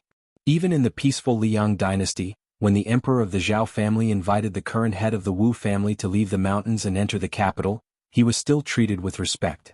This caused many people on the line to miss out on an opportunity, and they all beat their feet and stomped their chests, feeling regretful. If a normal person wanted to ride a carriage and ride a horse to catch up to this strangest group of riders in the world, it would be a fool's dream. Which of the 100 riders wasn't a top-notch expert in Jianghu? Even if a Jianghu expert could barely keep up, he would only dare to watch from afar, not dare to get close to disturb them. This was also the most breathtaking event in Jianghu. As long as one was in Jianghu, no matter if they were a true expert in their own province or someone who could beat someone with a brick and say they were a true Jianghu hero, everyone rushed like a flock of ducks. This was especially true for the young men and women who were new to the world. Those who had money would naturally spend a fortune to buy a famous steed with outstanding speed, or spend a large amount of money in exchange for accurate information, just to catch a glimpse of the withered swordsman. Those who were shy of money could only settle for the second best, and try their best to follow behind the backs of the Jianghu celebrities. However, there were indeed many lucky people who were fortunate enough to see this scene, and it would be unforgettable for the rest of their lives. Xianxia town, on the border of Bailiang's Yuzhou, was very lively. Many markets had opened at the last minute, and there was no place to sit in the restaurants and tea houses. The inns were even more packed. Many guests had racked their brains to come from Liangzhou and Lingzhou to join in on the fun, because there was exciting news from the neighboring Hezhou that the Wu family swordsmen were about to enter the border. As for which province or county, and who would be lucky enough to encounter them, everyone would have to depend on their own luck. Chapter 1203. In an unknown inn in Xianxia town, there was a young man and woman who looked like a master and servant. The man's appearance could be considered decent, but he didn't look like a child of a rich family. Otherwise, the servant girl wouldn't be blind with her eyes closed. She also didn't have any good looks, but she carried a sword on her back. It was probably a piece of junk that was casually made by a shoddy blacksmith and wasn't worth much money. The inn, from the shopkeeper to the waiters, didn't even look at them. They were all busy staring at those rich young masters and young ladies. These people with a bit of power and influence were the only ones who could afford to spend money. If it weren't for the group of old men from the Wu family sword tomb, who would be willing to stay in this and that didn't have anything to show. If it weren't for the young man's persuasion, the shopkeeper would have already kicked the master and servant out of the inn after paying the deposit. There were only a dozen or so rooms in the inn. Including the side rooms that were hurriedly cleaned up, there were less than 20 rooms. It was a matter of who would stay in the inn. The shopkeeper was kind and in the end, he endured the heartache and didn't kick the two poor fellows out of the inn. However, he wasn't willing to look at them. Every time he looked at them, it was like watching a few taels of silver slip away from his hands. It was too infuriating. Today, the young master and servant pair had already occupied the table by the window on the first floor of the inn. To put it bluntly, they were trash that occupied the toilet but didn't want to take a dump. They also didn't order any wine and only ordered hot tea that cost the least. The waiter's face was cold as he slammed the plate of food that came with the tea onto the table. His voice was not soft as he muttered to himself, "Tea, it's tea every day. Our inn's guests who drink tea every day and don't drink wine are really unique." The young man in green robes pretended to be stupid and laughed. The servant girl with the broken sword on her back was probably blind and deaf. In any case, she was indifferent to anything that was said. After the waiter walked far away and went to a table of rich guests to serve them as if they were his ancestors, the young outsider curled his lips. "After seeing so many people, I feel that when Busheng is the most suitable. So I really don't understand this world." The woman sitting quietly across from him didn't say a word. If a woman with outstanding beauty was so demure, she could be seen as a lotus flower by men. Unfortunately, her appearance was ordinary, and in the eyes of others, she could only be seen as rigid and boring. The young man who shared the same table with her did not seem to find the woman in front of him boring. He said to himself, "Shui Hua, after we left home we walked from the north to the south, and then from the southeast to the northwest. We have walked for more than 10,000 miles, but I have been eating that jar of pickled vegetables that you pickled every day. I really want to change my taste a little bit. Really, I just have that little thought." The woman with the vulgar name suggested in all seriousness, "How about we make some pickled cabbage and pepper?" The young man said bitterly, "Isn't that still pickled cabbage? But I can't eat spicy food." The woman thought carefully for a moment and asked, "Stewed meat with pickled vegetables?" The young man swallowed his saliva and said awkwardly, "It's good, but we can't afford meat." The woman gave a faint, "Oh," and didn't say anything else. This wasn't a problem that she wanted to think about, so she didn't think about it. She had always been like this. The young man didn't continue to dwell on this problem. It was a habit that had become second nature. In fact, he didn't get tired of eating pickled vegetables.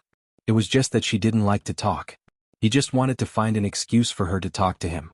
Wu Luding felt that he would never get tired of eating pickled vegetables in his life. From the first day he saw her and ate her pickled vegetables, he never doubted this. After all, the pickled vegetables she pickled at that time weren't bad, but they were really hard to swallow. But after that, day after day, year after year, for more than 10 years, her culinary skills became better and better, and she became more and more skilled. In the eyes of Wu Luding, the current sword crown of the Wu family sword tomb, there was nothing in the world that made him happier than this. Practicing the sword and being determined to become the best swordsman in the world was something that his family and parents wanted him to do. Since it was a responsibility that he had to bear, he didn't avoid it and worked very hard. But he liked to eat pickled vegetables and that was his choice. These two things were not important or important. Sipping tea, Wu Luding asked, "Chui Hua, can we really meet our family's uncles and aunts here?" Chui Hua gently nodded. Wu Luding counted on his fingers and said to himself, "Brother Zhang always likes to brag. This time when we see him we must stay far away from him. Otherwise when he starts to nag his spittle will fly everywhere. Uncle Yu always wants to steal the second half of the Dark North sword art from me. We don't pay attention to him so as to avoid him completely going crazy. Aunt Nailin always liked to put her chest on my head when I was young. She also lied to me that it was because she was tired from walking. She was really heavy. Before we left home she told me to look for a wife based on her appearance. Although I didn't have this idea, the two of us have walked for so long, and we really haven't met many who are better looking than Aunt Nailin. Of course there are a few who have the same weight as her chest, but their figures are worlds apart from her." Chui Hua glanced at Wu Luding. "Their sword energy. It's over, I probably won't be able to eat pickled vegetables for half a month." Wu Luding coughed and quickly changed the topic. "There's also that Uncle Xie and Baldi Chui. They're not decent people either. One wants to recognize you as his daughter, and the other clearly doesn't like to eat pickled vegetables. Every time they find a way to steal a few jars from you. Chui Hua, let's stay away from them." Wu Luding counted them one by one. "When it comes to our neighbors Zhou Lianqi and Xie Qinggan, I get angry. One has a strong evil spirit and wants to kill everyone in the world with a sword. The other seems to think that everyone in the world owes him millions of silver. I wonder why these two guys don't just kill each other. However, Aunt Chu and Grandpa Gongsun are both really good people. Just like you, they don't like to talk much. That Hellion sword maniac who I gave the nickname of Grandpa Sword Marriage is neither a good person nor a bad person. I once asked the old ancestor about his origin, but the old ancestor didn't say. However, he should be a master who is hard to find in our family. The old ancestor's swordsmanship is only slightly better than him. As for talking about swordsmanship, the old ancestor is inferior to him. Anyway, my grandmother once said that the old man's understanding of swordsmanship, although I don't really understand it, should be able to surpass the current generation by 100 years. As for that demon with the surname Zhu, if it wasn't for his powerful swordsmanship, I wouldn't be willing to talk about him. I really don't know how such a treacherous person who is only in his early 40s could cultivate such a profound swordsmanship. It can make the old ancestor hate him but have to praise his swordsmanship." Wu Luding chattered and talked to himself. He quickly finished a pot of tea and shouted for the waiter to add hot water to the teapot. The waiter heard him but pretended not to hear. He leaned against the pillar and slacked off. His eyes were almost hanging on the chest of a young woman. Wu Luding could only give up after shouting twice. He looked at Cui Hua and couldn't help but ask, "Tell me, releasing so many people this time, even granting amnesty to a demon like Demon Zhu and allowing them to fight for their lives at the border of Beiliang in exchange for a chance to completely leave the Wu family. Is the old ancestor's way of doing things right or wrong?" Sui Hua was expressionless and didn't move. Wu Luding sighed and asked another question. Sui Hua, do you think these 100 or so swordsmen together can compare to the strength of the 9 old ancestors of the Wu family 200 years ago? Sui Hua finally opened her mouth to speak. 1 sword plus 1 sword doesn't equal the power of 2 swords. It's already amazing to have 1.5 swords. The 9 swords of the Wu family ancestors who rushed to Beimang at the great cost of having half of the people fall into certain death before the battle even started. Only then did they construct the sword formation recorded in an unknown ancient record. Its power was unparalleled. Even if the current world is led by the peach blossom sword god Dong Tai, Wang Xinji's eldest disciple Groom Yu Tai, and cities Qi Jiaj, Tangxi sword Saint Lu Baijia, and Longhu mountains Qi Xianxia, it's a total of 9 people. Even if their realms are much higher than the 9 ancestors of the Wu family, in terms of killing power against tens of thousands of cavalry, they may not be much higher. Chapter 1204. Wu Luding actually didn't take it to heart, but he was pleasantly surprised to hear Cui Hua say this in one breath. Cui Hua had obviously seen through his thoughts, and very quickly went back to her silent meditation. Wu Luding sighed and rubbed the stubble on his chin with the palm of his hand. Don't talk about the number 1 swordsman in the world, I'm afraid I can't even be considered in the top 5 right now. Even the top 10 is a bit uncertain. But the old ancestor has made such a big move, I'm too embarrassed to drag you up there. Cui Hua, I'm very depressed right now. The last sentence was something that Wen Bushing, who shamelessly freeloaded on food and drinks in the small house in Great Pea City, often said often. In fact, Wu Luding missed the word crotch, but after Wu Luding followed suit, he couldn't eat pickled vegetables for 2 to 3 months. From then on he only dared to say now, and not crotch. Cui Hua didn't want to talk, and Wu Luding also felt indescribably sad. For a moment he, the sword crown of the Wu family without a sword, and the female sword attendant who was carrying the Su of Gojoseon on the other side of the table, both became silent. There were about 10 tables on the first floor, and they were all dressed in bright clothes and looked very rich. It was said that Beiliang was poor, but just like other places in Liang, there were actually quite a few rich people.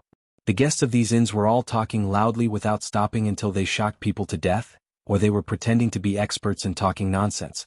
It wasn't that so-and-so beside them had once known so-and-so, and that so-and-so behind them was a great swordsman who had successfully entered the sword catacomb and retreated. It was just that their words were noisy and everyone agreed with each other.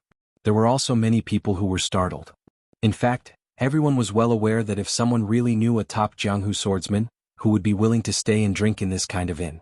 Even more so, no one would have thought that not far away, there was the sword crown of the Wu family, whose name had already shaken the north and south of the river, as well as the female sword attendant, who carried the second most famous sword in the world on her back and understood Li Chuangong's 2-sleeve green snake.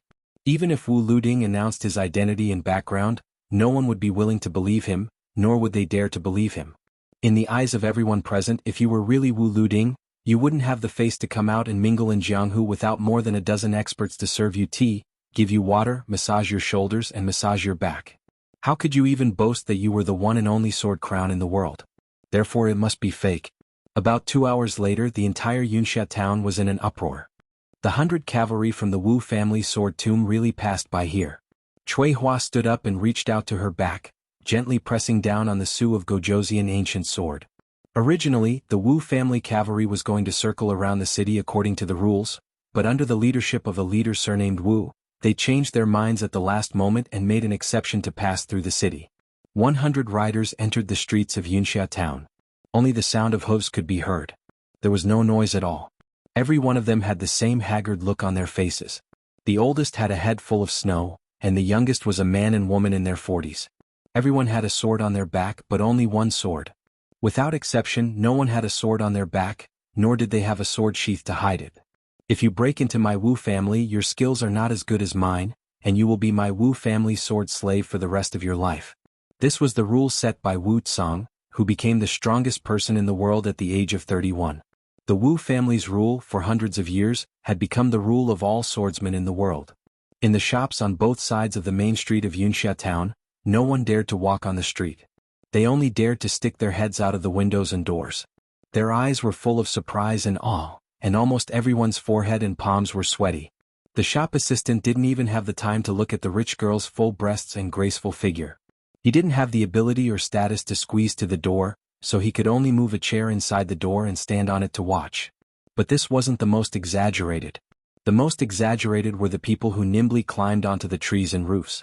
When they saw the Wu family's cavalry pass right under their noses, some were shocked by the name of the Wu family sword tomb, and some were cheering because they were rushing to Beiliang to help. But even more were stunned and didn't know what to do.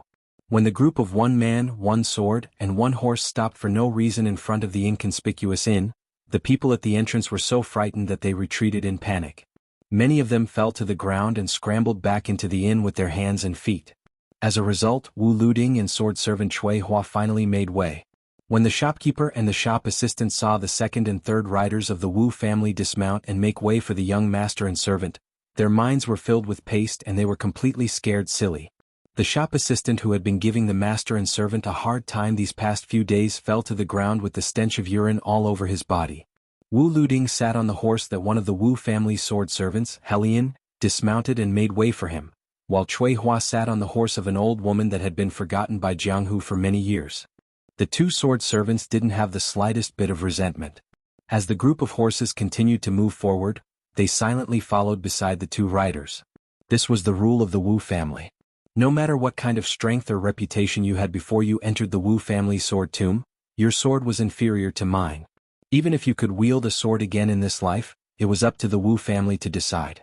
When the middle-aged man in the lead saw Wu Luding and Chui Hua, he didn't say a word. He turned his horse around and returned to the Wu family alone. Wu Luding turned his head and looked at the lonely back of his uncle, Wu Xian. He bit his lips and slowly turned his head, but also didn't say a word. The younger generation of the Wu family didn't care about children. They were only allowed to use the sword. Every generation, one sword crown would travel the Jianghu. If they didn't come out, they would be the best in the way of the sword. Otherwise, they wouldn't be allowed to return to the Wu family when they were alive, and they wouldn't be buried in the Wu family after they died. This was the rule set by another ancestor, Wu He. Ever since the Wu family's 9 swords defeated 10,000 riders, in the past 200 years, almost every Wu family disciple who had the qualifications to have one of the 9 words in their name were all outstanding sword embryos who had displayed astonishing talent since childhood.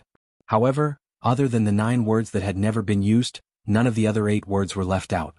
But strangely, other than Wu Luding who had the 6 words in his name, Wu Xian who had been defeated by Wu Su who later became the king of Beiliang's concubine. Thus, the sword that should have been known by the world was destined to be unknown for the rest of its life, just like its owner. And this time, the Wu family sword tomb had sent out more than 100 riders. They also wanted him, the nephew who had replaced the Wu family sword-seeking Jianghu, to be the only person in charge.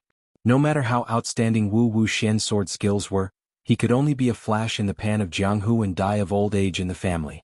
The Wu family was not only ruthless to those who broke into the sword tomb, but even more ruthless to their own family members. In the past 200 years, countless Wu family disciples had only wanted to take a look at Jianghu, but they had died under the swords of their fathers. Countless men and women had quietly committed suicide. Even more so, countless people had gone mad because of practicing the sword and had been insane for the rest of their lives. Wu Luding was very glad that he had been born in the Wu family, where he had lived and died for the sword.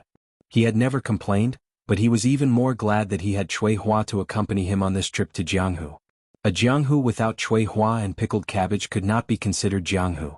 Just like a certain idiot who, in the end, still believed that as long as his brother Xianyan was still in Jianghu, he would still be in Jianghu.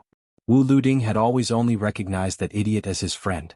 He did not even give a damn about his royal highness. When he became the king of Beiliang and became the most powerful person in the world, he, Wu Luding, did not think much of it. This time Wu Luding came to Beiliang because he wanted to ask in person. "Su, do you still remember the ranger who only carried a wooden sword in his life? If you dare to forget. Yes, you, Su Fengnian, are powerful. Even Wang Xinji is not your opponent. I, Wu Luding, do not have the ability to chop you to death, but I can still take hundreds of riders and leave Beiliang on my own." However, as he was thinking about this matter, Wu Luding felt somewhat helpless as he rode through Xianxia town. Even if he had the sword crown, he most likely would not be able to take away these Wu family sword slaves. In the world, other than his own ancestor, no one else had the ability to do so. Not long after, at the border between Yu and Liang prefectures, there was a roadside wine shop at a fork in the road. The middle-aged lady boss used to be glared at by the greedy customers who passed by. This time the situation had changed. She was the one who glared fiercely at the extraordinarily handsome young man. He sat there alone and ordered a jug of wine, but he asked for 2 cups. She said that she did not have wine cups. Her shop used big bowls. He smiled and said that bowls were fine too. The woman leaned on the table next to him and looked at the handsome man who was in a daze.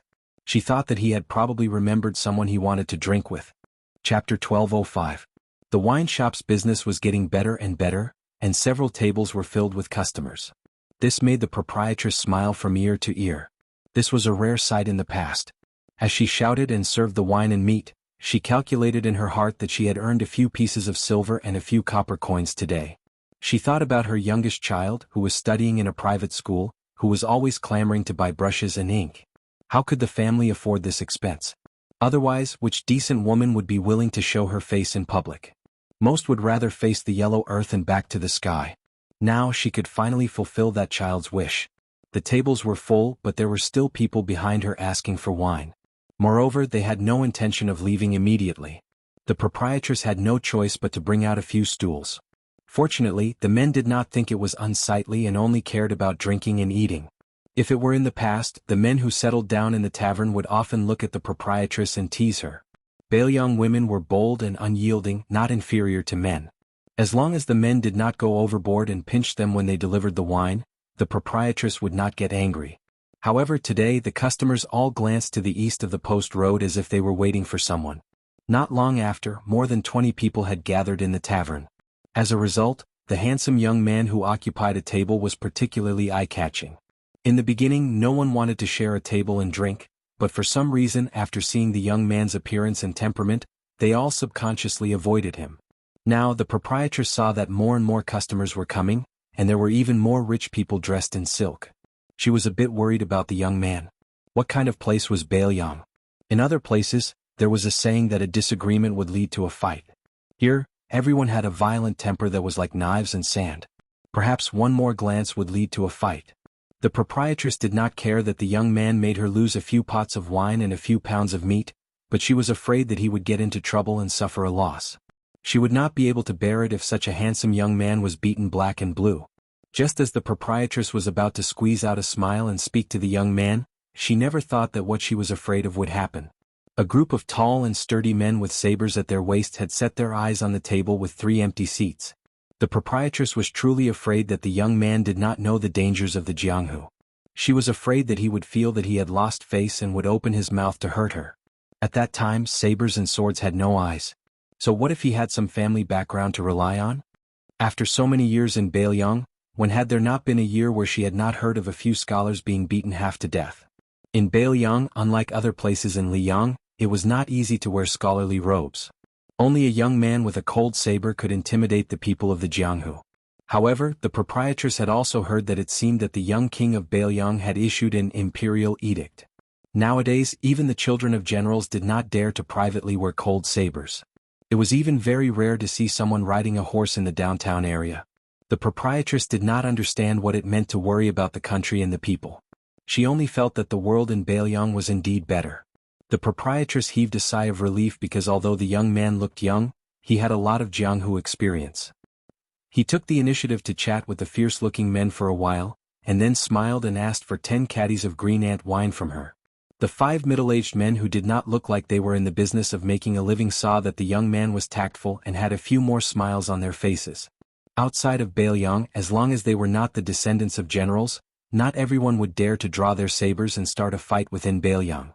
Moreover, the descendants of generals were also divided into 3, 6, and 9 ranks. The height of their father's official hat and the number of soldiers they commanded determined whether they could act tyrannically within a county or a province. For the people of Bailiang's Jianghu, almost every one of them had suffered at the hands of the descendants of generals. Often, there would even be people who would be targeted for no reason and would find a lame excuse to kill them. Afterwards, when they reported to the authorities, it would be nothing more than a sentence of small fry using their skills to commit murder. As the descendants of the generals of the Bailiang cavalry, how could we bring shame to our family's reputation? We would naturally lend a helping hand when we see injustice on the road. When the officials forced the people to rebel, the people had no choice but to rebel. However, if they rebelled, they would die. Back then, in the 3 provinces of Bailiang under the rule of butchers, other than the Wudong Mountain where the Immortals and Immortals cultivated, which was still considered a famous sect in the martial arts world, no one else could claim to be a big sect in Jianghu. Wasn't the reason why this was the case because they were all harmed by the numerous descendants of generals? Those Jianghu masters who were truly skilled in martial arts were all hired as watchdogs, and in turn helped the evildoers to suppress the wanderers of Jianghu who did not have any backing. In Yuzhou there was the Sun family who came from the same hometown as the spear fairy Wuxia. The children in the family were all proficient in the spear, but because they were unwilling to rely on the authorities and the descendants of generals, when the head of the family died, they were quickly exterminated by the enemies of a general. It was said that out of the family of more than 40 people, only 2 or 3 managed to escape. The proprietress, who had seen many customers coming and going, would occasionally think that it was not easy for people like her to make money by selling wine. Those who were in Jianghu usually looked heroic, but in fact it was probably even harder for them. Looking in the direction of Yuzhou in the east, she saw a cloud of dust at the end of the post-house road. The proprietress only glanced at it slightly. There were often cavalrymen of Beiliang passing by on the post-house road, and she had already figured out the trick. It seemed that there were only about 100 of them, which was really nothing in Beiliang, which was rich in iron cavalry and big horses. The proprietress saw that everyone inside and outside the tavern, regardless of whether they were sitting on chairs or stools, stood up as if their butts were on fire. Their eyes were blazing with passion, and they were even more fascinated than when they saw a naked woman. This made the proprietress somewhat puzzled.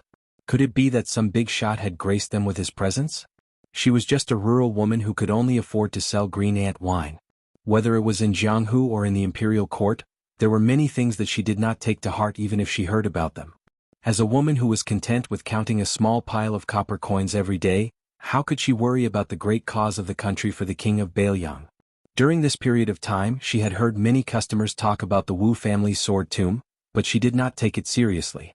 She stared fiercely at all the customers who left their seats, afraid that they would take the opportunity to run away with the money for the wine. After being busy for half a day, the proprietress could finally take a breather.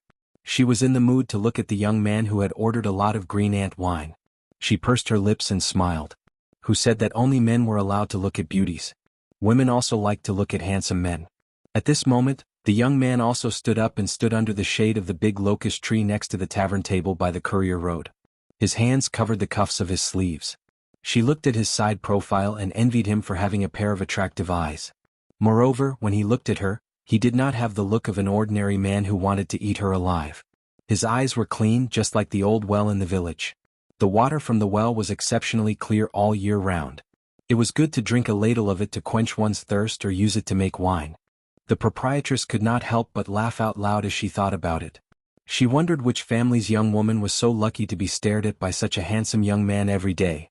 If it were her, she would be willing to eat less and save money to buy rouge and powder that she had never used to apply on her face.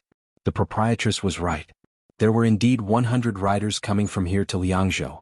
However, even a woman like her, who did not know what Jianghu was, could see that the 100 riders were not ordinary. The riders were all people who used swords.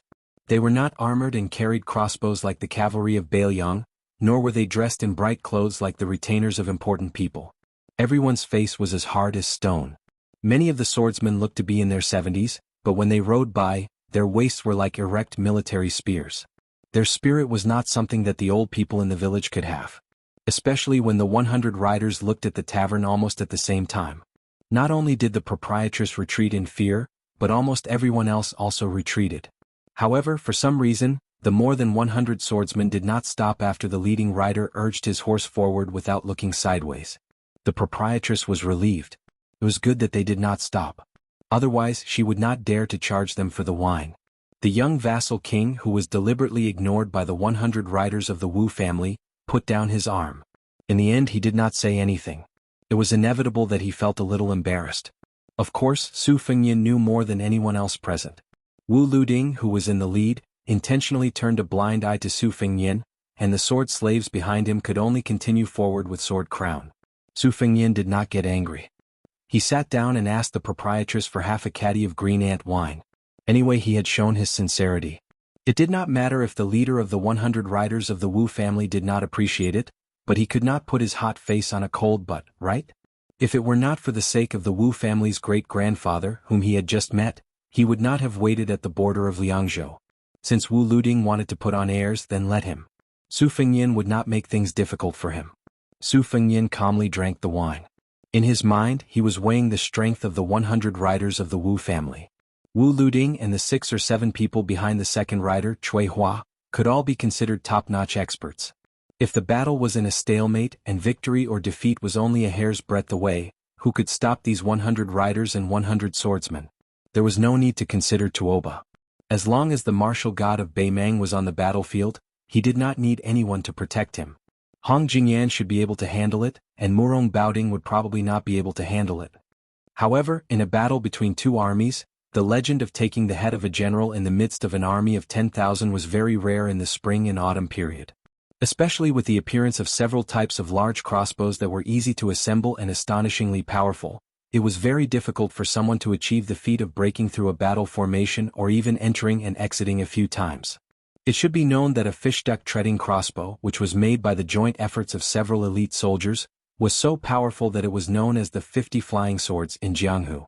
That was because within the range of 500 feet before the fish-duck treading crossbow's power had decreased, a single fish-duck treading crossbow was equivalent to a flying sword of a sword immortal. It was difficult to dodge, let alone face it head-on. If Wang Xianji had not broken Gao Shulu's physique. Su Fengyin thought of this and laughed at himself. There were no ifs in the world. Chapter 1206. Su Fengyin let out a sigh of relief.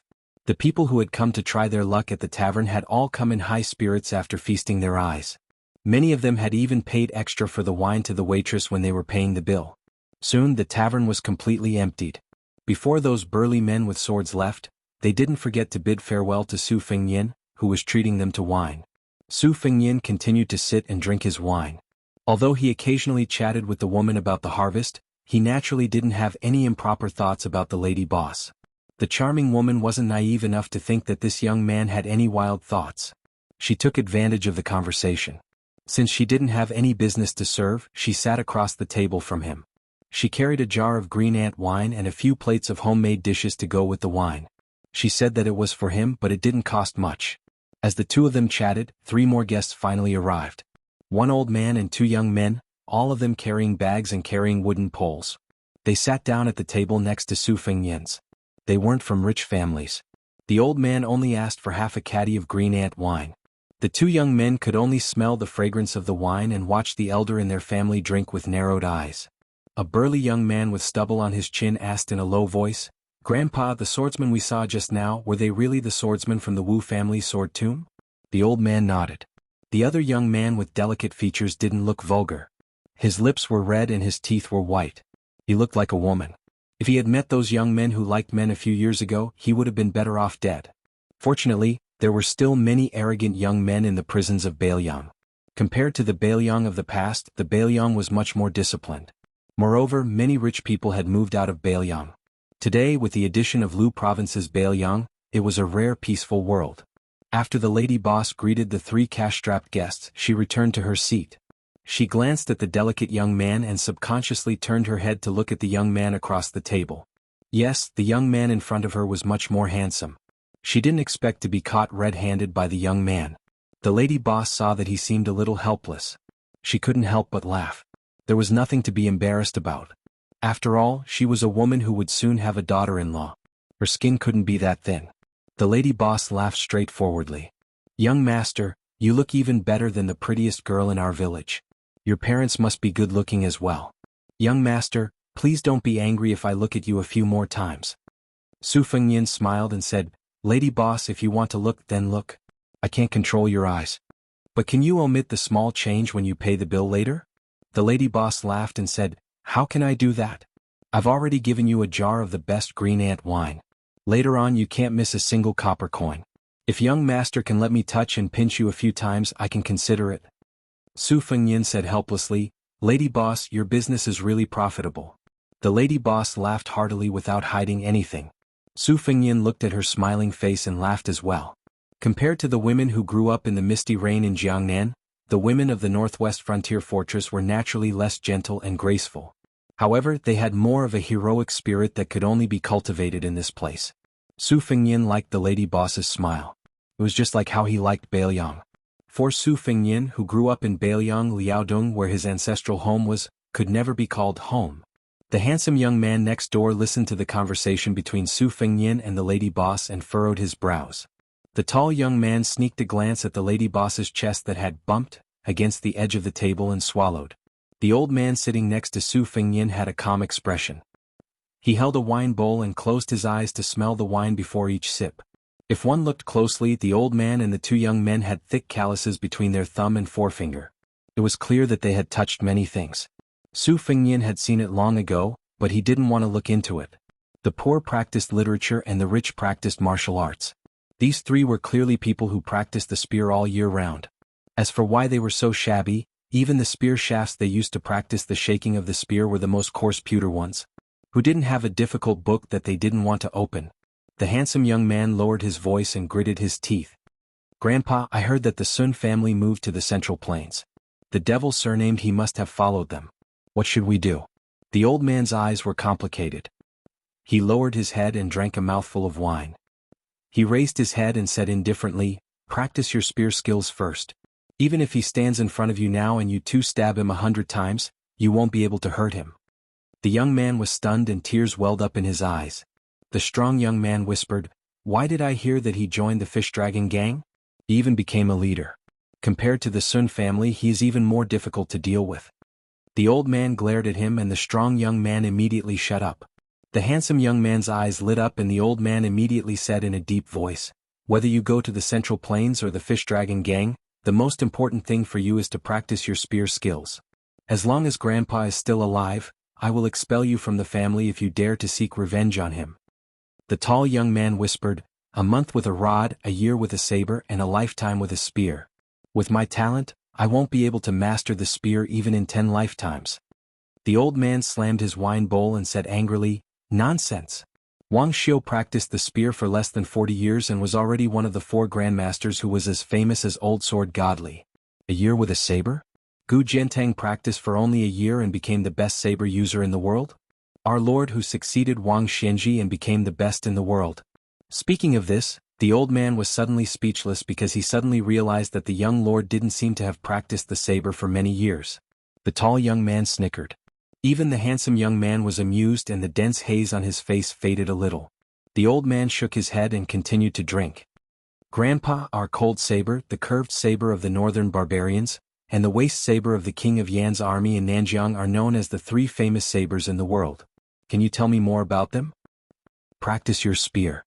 No matter how good the saber is, it belongs to others. Even if you only have a wooden spear, it is still in your hands.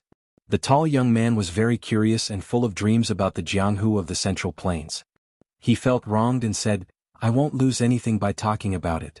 The other young man from the north and the south was more well-behaved. He only asked, Grandpa, last time you said that our Bailiang army spear technique is not suitable. Why is that? The tall young man laughed and said, Grandpa is just bragging. Our Bailiang army has Su Yambing and Han Laoshan, the 2 immortal spear juniors. How can it be our grandpa's turn to make irresponsible remarks? The handsome young man said angrily, what's wrong with our grandpa? Wu Jinling, who was more powerful than Wang Xiu, even asked our grandpa about how to hold the spear when he just started practicing the spear. The tall young man made a face and said, God knows if grandpa is just bragging. The old man didn't get angry. He drank and fell into deep thought. Finally he came back to his senses and sighed softly, let's not talk about Wu Jinling, who was considered the most talented in Bailiang back then. The immortal spear Wang Xiu, Su Yambing and Han Laoshan, the 3 juniors in terms of spear technique, Grandpa was much weaker than them when he was young. In the future the gap will only get bigger and bigger. There is nothing to be embarrassed about. However, you have to remember one thing. No matter what weapon is in the world, it is for people to use. Experts have their own way of using it, and ordinary martial artists have their own way of practicing it. Take Wu Jinling for example. He entered the martial grade at the age of 9, the second grade at the age of 12, and the Vajra at the age of 17. In his hands, the spear seemed to have been bestowed with supernatural powers. Even so, when he was 14 he still encountered a threshold. It was also at that time that Grandpa casually said a few words about how to hold the spear. After that, Wu Jinling was enlightened and started practicing the spear again. Unfortunately, the heavens are jealous of geniuses. Su Fengnian, who had been listening by the side, smiled and said, Wu Jinling's early death isn't necessarily because the heavens are jealous of geniuses. On the path of martial arts, it is not a good thing to be too smooth. In the Jianghu, there is a saying that there are mortal enemies. Often, two people who are at odds with each other can steadily climb up the martial arts realm. No matter how fast they are always advancing. It is probably because of the whetstone. If the immortal spear Wang Xiu didn't go to Beimeng, he might not have become a grandmaster in the future. Moreover, I have also heard that in martial arts, it is taboo to be the head of a chicken rather than the tail of a phoenix.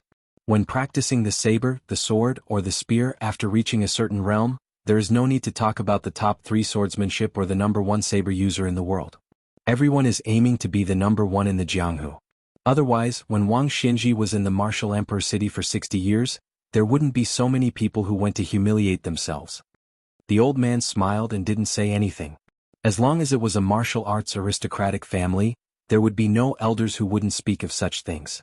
In the old man's opinion, even 100 of those famous teachers, with undeserved reputation could not compare to a wise teacher. Moreover, at the old man's age, no matter how much ambition he had when he was young, it had long been worn away by the passing of years. Especially when he heard about the illusory number 1 or number 2 in the world, he was even less interested. However, out of courtesy, the old man still faced the arrogant young man and raised the wine bowl in his hand as a toast. The young man also raised his bowl and drank the wine in one gulp. The tall young man was a fearless newborn calf. When he saw that this young man had even heard of Wu Jinling, he was puzzled. After all, although Wu Jinling had been mentioned as often as Spear Immortal Wang Xiu in their hometown, few people in other parts of the northern Liang knew of this name because he had died at a young age and died in a disgraceful way of getting drunk on the streets. Moreover, it had been decades since then. The young man couldn't help but ask, "How do you know about Wu Jinling?" Su Fengyan smiled and said, "I heard it from a friend." The delicate young man was disgusted when he saw this guy flirting with the lady boss. He turned his head and stared blankly at the post house. Chapter 1207. Su Fengyan glanced at the 3 white ash rods of different lengths and suddenly said casually, "Old mister, of the 2 juniors, one should have changed his rod half a year ago. It should have been 3 inches longer, and the other one should have increased his weight by 6 ounces. The 2 youths were confused. The old man's eyes lit up but quickly dimmed. He honestly said, "I don't have money." Su Fengyan nodded and said, "A single coin stumps a hero.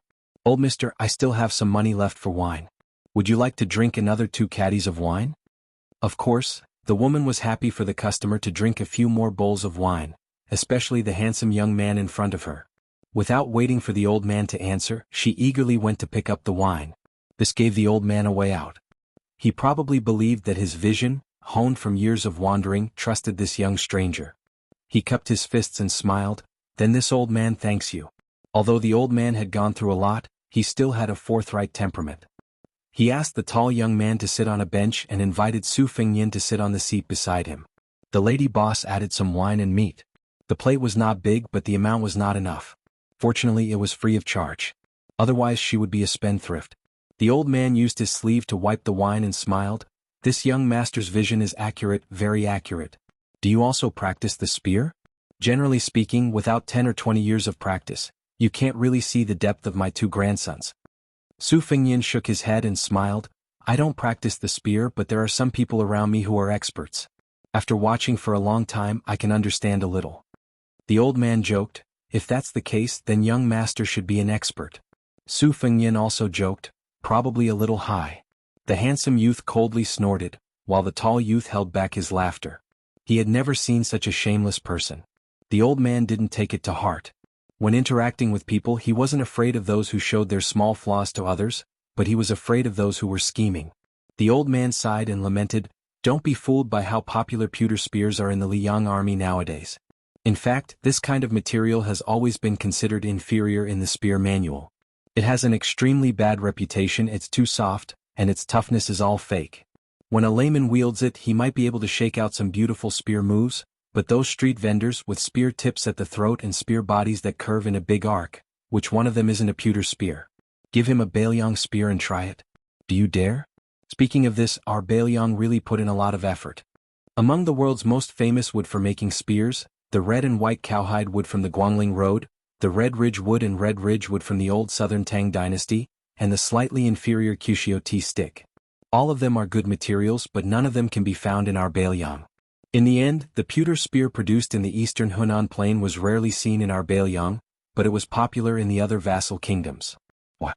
Isn't it because the materials are cheap, the soldiers can learn to use them quickly, and they look good when they practice martial arts? This old man heard that in our border army, not to mention the heavy iron spears used by the elite soldiers, regardless of whether it's the cavalry or the gate, all of them are good wood that is as strong as iron. Just talking about the money spent, who knows how much gold and silver is spent? Especially since we have to ship them from other places to Bailiang to make spears, it's even more expensive. The maintenance of a good spear is even more expensive. After all, with so many spears being made every year, it's estimated that the tung oil used to make them can't escape. Therefore, our Bailiang cavalry is the best in the world, not just because Bailiang's athletes are born with outstanding physical strength. Su Fengyan deeply agreed. He took a sip of wine and nodded, saying, "That's exactly the reason." The old man spoke enthusiastically and drank quickly. He didn't have too many misgivings when he spoke. He was slightly distracted and said, "Everyone knows that the impact of a cavalry spear when they charge is astonishing, but they often overlook the damage that the spear technique does to the cavalry itself. If the charge between the two armies is a one-off deal, then that's fine. But the Baimang barbarians that our Bailiang is facing aren't easy to deal with either. This requires a lot of skill when it comes to wielding a spear to kill. And this level of skill varies from person to person. In Bailiang, there are no lack of cavalry commanders and spear experts who can solve this problem. But in this old man's opinion, although it seems to be good enough, it's not really perfect." Su Fengyan asked, "Old sir, what do you mean?" The old man hesitated for a moment, as if he was afraid that he would violate the taboo of speaking too much with a stranger. But then he thought that they were just strangers who met by chance, so why should he be so wary? Moreover, he was drinking wine, wasn't he? He continued, "This old man has seen 4 or 5 types of Bailiang spears by chance. There are differences in material, weight and length. According to the soldier's soldier type, height, arm length and strength, it's indeed quite detailed. Compared to the army in Liang, it's much better. But there are still things that can be dug deeper. For example, the Miao bamboo spear nicknamed Shu Fei has been treated, but it's not that easy to crack. In this old man's opinion, its spearhead should be increased by 1 or 2.5 inches. As for the iron cicada spear used by the infantry, 2 inches of the spear body is still not enough. It should be reduced by that length." At this point, the old man stretched out 2 fingers and gently gestured. Su Fengyan, who originally only wanted to chat casually, fell into deep thought and did not immediately jump to a conclusion. It was hard for Su Fengyan to say how heavy the tip of the Miaozhu spear should be, but Su Yambing did mention it once. In the past, this kind of heavy spear was used to deal with the West Chu Iron Cavalry in the Spring and Autumn War, especially in the battle against the Great Halberd warriors. Almost every old Bailiang soldier who participated in the Battle of Jianghu River had deep feelings for this spear. In that battle, which was second only to the Battle of West Wall, the Su family army could directly use the iron cicada spear as a hammer. Su Yambing said this because although the Baimang army also had heavy armor, it was still inferior to the Dechu dynasty even after more than 20 years of prosperity. Baimang also had light cavalry, so the iron cicada spear did not need to be so heavy. However, the reform involved not only the countless interests of the border army, but also the most troublesome feelings. Many old cavalry generals objected fiercely when Wutangyan implemented the reform that involved a series of specific matters. One of them was the iron cicada spear. An old general directly refuted with such a vulgar reason, "I am used to hugging a plump wife, I would rather not have a light woman. Whoever likes it can have it. After all, none of my soldiers are willing to accept it." At that time, Wutangyan had sent a large pile of documents to Su Fengyan to read. When Su Fengyan saw this, Su Fengyan took it as a rather refreshing joke. He thought that it would be better to let nature take its course and did not have the intention to force it to be implemented. As the old man continued to speak, he said, "I am used to hugging a plump wife, I would rather not have a light woman. Whoever likes it can have it. After all, none of my soldiers are willing to accept it." At that time, Wutangyan had sent a large pile of documents to Su Fengyan to read. When Su Fengyan saw this, Su Fengyan took it as a rather refreshing joke. He thought that it would be better to let nature take its course and did not have the intention to force it to be implemented. "It is not expensive, only 6 taels of silver. It is just that I cannot afford it, so I can only shamelessly look at it and not buy it. There are more than 10,000 words, really haggling over every penny. Looking at it is amazing. I have never been on the battlefield, but when I look at it, I feel like I am fighting against a martial arts expert. My whole body is cold." The white-clothed immortal soldier, who is loved by His Majesty, even has the rules of where the toilets in the barracks should be built in the book. The soldiers he brought out only need to follow the rules. No wonder Yi Baikue, the military saint of West Chu, said that if you fight against this person once you lose your power, you will not be able to recover. The tall youth blinked and asked, "Grandpa, what do you mean?" The old man sighed and said, "It means that if you fight with this person as long as he takes the initiative, you can only wait to lose, regardless of whether you have the advantage in numbers or not. This principle is actually the same as us martial artists competing in martial arts. It's just that you haven't reached that level yet, so you won't understand." The old man fiercely gulped down a mouthful of wine and said sullenly, "How can such a magnificent military book fall into the hands of the common people? Aren't you afraid that the northern barbarians will take it? How many more of our Bailiang will die then?" The old man sighed and didn't even want to drink anymore. He muttered to himself, "Qin Zhibao indeed lost to the current king of Bailiang and didn't become the ruler of Bailiang. But this isn't a reason for the Bailiang army to ruin his hard work. Our new King Liang, isn't he going to do something about it? Or is he doing this on purpose because he has a personal grudge? If that's really the case, then this old man will really look down on him." Su Fengyan's expression changed slightly. The Bailiang army had never purposely banned the essentials of military preparation. Back then, Su Xiao and Qin Zhibao didn't have any objections to it. This was probably the conceit of the higher-ups of Bailiang. Su Fengyan also didn't have the intention to slander Qin Zhibao's military book just because Qin Zhibao left Liang and entered the capital and became the king of Shu. In reality, even Qin Zhibao's old subordinates still treated him well. He personally and severely dealt with a few cases where he deliberately suppressed Qin Zhibao's old subordinates and promoted them. However, in the past 6 months, Su Fengyan had personally written and carefully read through at least 8,000 copies of official documents. Not a single one had mentioned the essentials of military preparation in the marketplace. But this still made Su Fengyan feel very guilty. At this time he subconsciously picked up his wine bowl and drank a mouthful of wine. Then he said softly, "The king of Bailiang has indeed made a great mistake in this matter." The old man dismissed it with a smile. How dare they, the common people, point fingers at the vassal king? Were they tired of living? Besides, who was the publicly recognized #1 person in the world after Wang Shenji in Martial Emperor City? Even the most ignorant rural women and children in the northern Liang region probably knew about it. Su Fengyan raised his head and asked, "Sir, with your knowledge of the spear, why didn't you join the border army?" Chapter 1208. The old man revealed a painful expression and tried his best to make his tone light. "It's true that my family is used to using spears, but before my family fell, I didn't like to get involved with the rich and powerful. I only hope that everyone in my family can practice martial arts in peace and one day bring our family's spear techniques to greater heights. As for other things, I never thought too much about it. My ancestors said that practicing the spear is to train the heart. If the heart is too messy, you won't be able to practice a good spear. To people like us who use spears, it's tantamount to neglecting the essentials." Su Fengyan calmly said 3 words, "Sun Family Spear." The old man, who was originally kind and friendly like a neighbor's elder, suddenly changed. He lowered his hand and grabbed the white candle on the bench. His turbid eyes shone brightly and were filled with murderous intent. The 2 young men stood up almost at the same time and gripped the wooden poles in their hands tightly. This made the lady boss who was eating melon seeds jump in fright. She was stunned on the spot. Su Fengyan gently held the wine bowl and didn't rush to drink. He smiled and said, "I don't have any bad intentions. Since I have a friend who is an expert in spear, of course I know about the famous Sun family from the same hometown as spear immortal Wuxia. Old Mister also told me so much. I'm just guessing. I've also heard a little about the Sun family's misfortune. Back then, a young man called He Wushu came to learn martial arts. The old man of the Sun family saw that he had a good foundation, but his conduct was not good, so he ignored him. After He Wushu was rejected, he had a few fortuitous encounters and soared all the way to success. He became Sun Denyo's bodyguard instructor, who used to be a general in the border army. This person was born to be petty and had always held a grudge against the Sun family.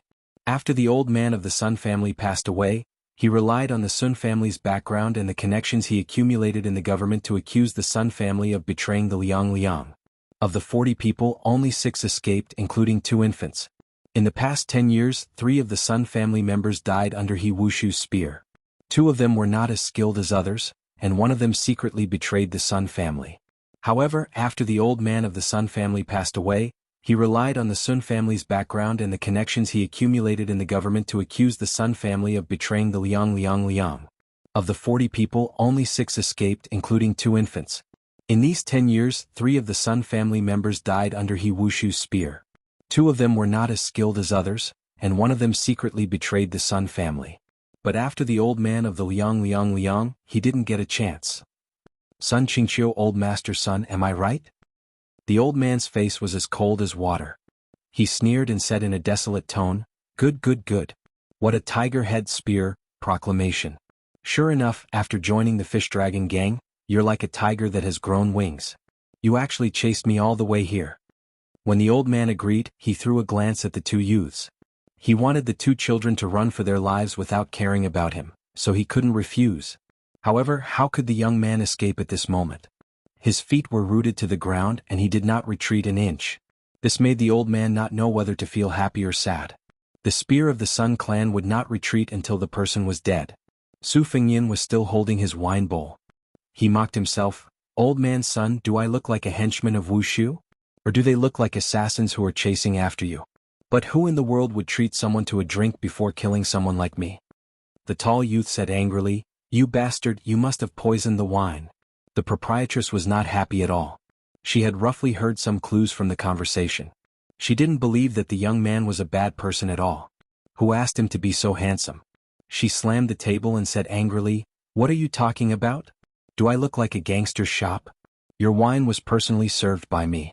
It's new wine that has just been opened. Child, which eye of yours saw the young master poisoning the wine? Su Fengyin asked directly, Old man's son, do you really think that the 3 of you are a match for me alone? The old man didn't say anything. He didn't relax at all, but his expression was dejected. After roaming the Jianghu for most of his life, especially after more than a decade of running for his life, the old man had developed a pair of discerning eyes and a sharp intuition for danger. The moment he reached out to grab the pole, the young man beside him, whose aura was like that of an ordinary person, flashed with a shocking aura. The old man had no choice but to admit that he was no match for him at all. Su Fengyin asked, Old man's son, I have a presumptuous request. I want you to go to the border army to be a military instructor who teaches spear techniques. However, I won't care about the grievances between the Sun clan and Wushu. I don't think you would want others to interfere. The old man laughed coldly. This young master of unknown origin, don't think that just because you have some martial arts skills that you can talk big. I'm not that ignorant child. I know that the military instructor of our Bailiang army is a 4th level general. If you were talking about an ordinary instructor position, I would think that you were a son of a general with an extraordinary status and believe you. Is the position of military instructor something you can give away just because you say so? Do you think you're the administrator's son, Li Hanlin? Su Fengyin couldn't help but laugh. He didn't expect Li Hanlin to be so famous in Bailiang now. It sounded like a good reputation. The delicate young man standing to Su Fengyin's side like he was facing a great enemy looked at this man's evil smile and wanted to kill him with one blow.